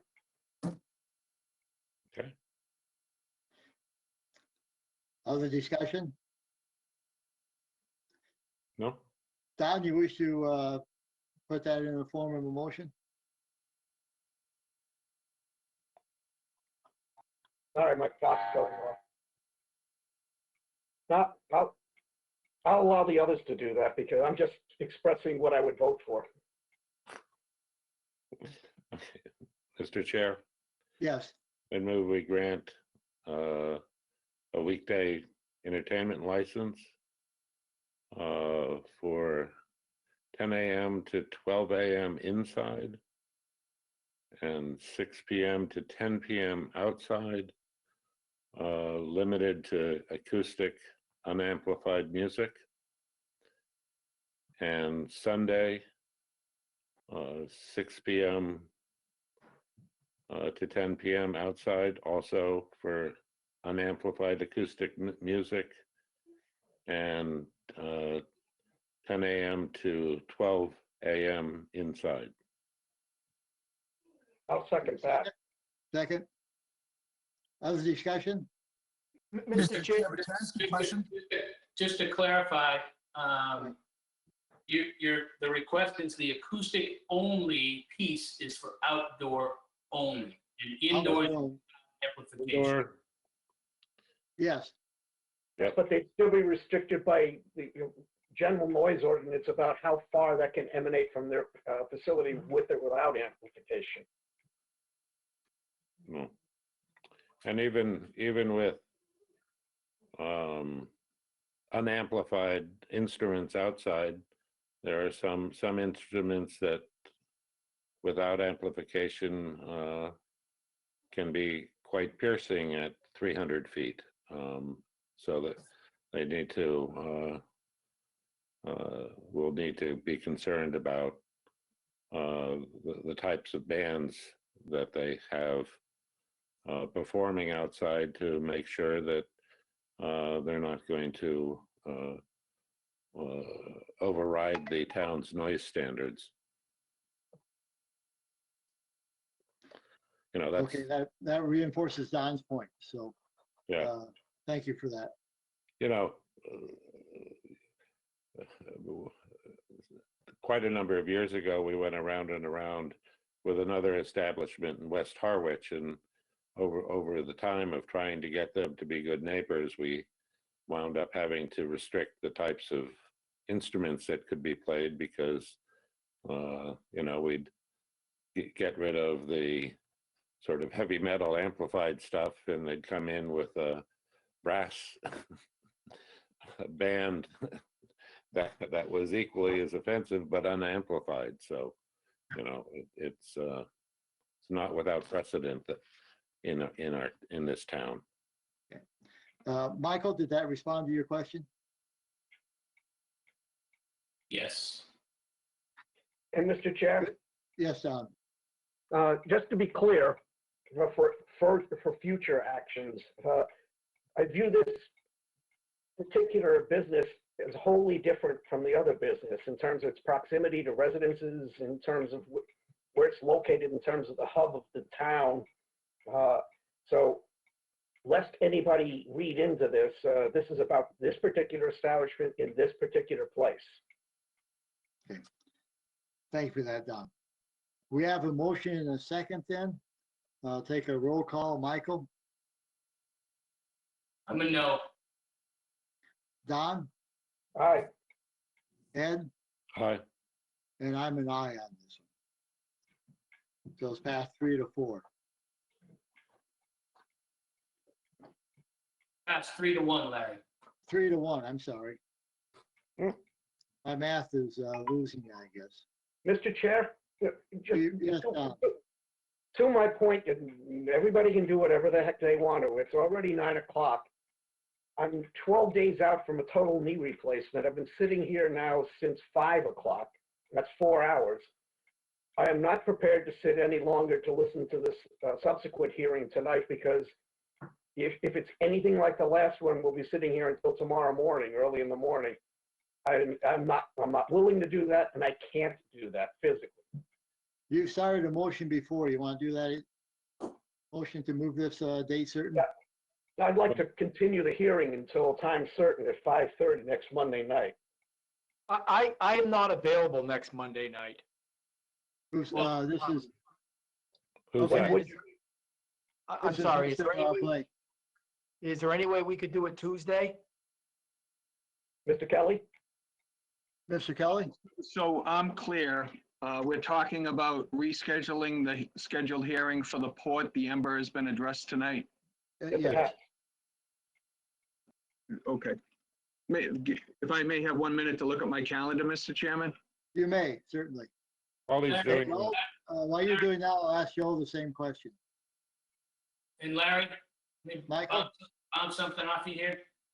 There was an awful lot of talk tonight about documents that the other side didn't have, and that there was things that they gave us that we didn't get. So, and again, Attorney Tomlinson's untimely email tonight after the hearing had started with the other 250 documents, is 1 week enough? And I know we're going to make a decision on this, and I'm willing to plow through it, but is 1 week enough to trade documents so that the other side's satisfied that they have what they need? Otherwise, I would say move it to the following Monday. I'm comfortable with moving it out 2 weeks if that works for, No, not 2 weeks. pardon? I am available on Tuesday, May 4th, Mr. Chairman, to respond directly to the question you posed. And I would Okay. suggest, from the perspective of the licensee, we would like this addressed as soon as possible. Okay. I can get them the information that they want certainly by next Tuesday. Okay, Mr. Kelly, can you resend the information that you have from the folks supporting the port? To be sure we have that? I will work diligently with Attorney Tomlinson to get that done, and notwithstanding technological challenges I face. Okay. All right, so we have a motion. Was there a second to that? well, I'd second it, but there's still the issue of the disciplinary matter. I know Michael said he didn't feel comfortable in finding for some sort of penalty, but suggested.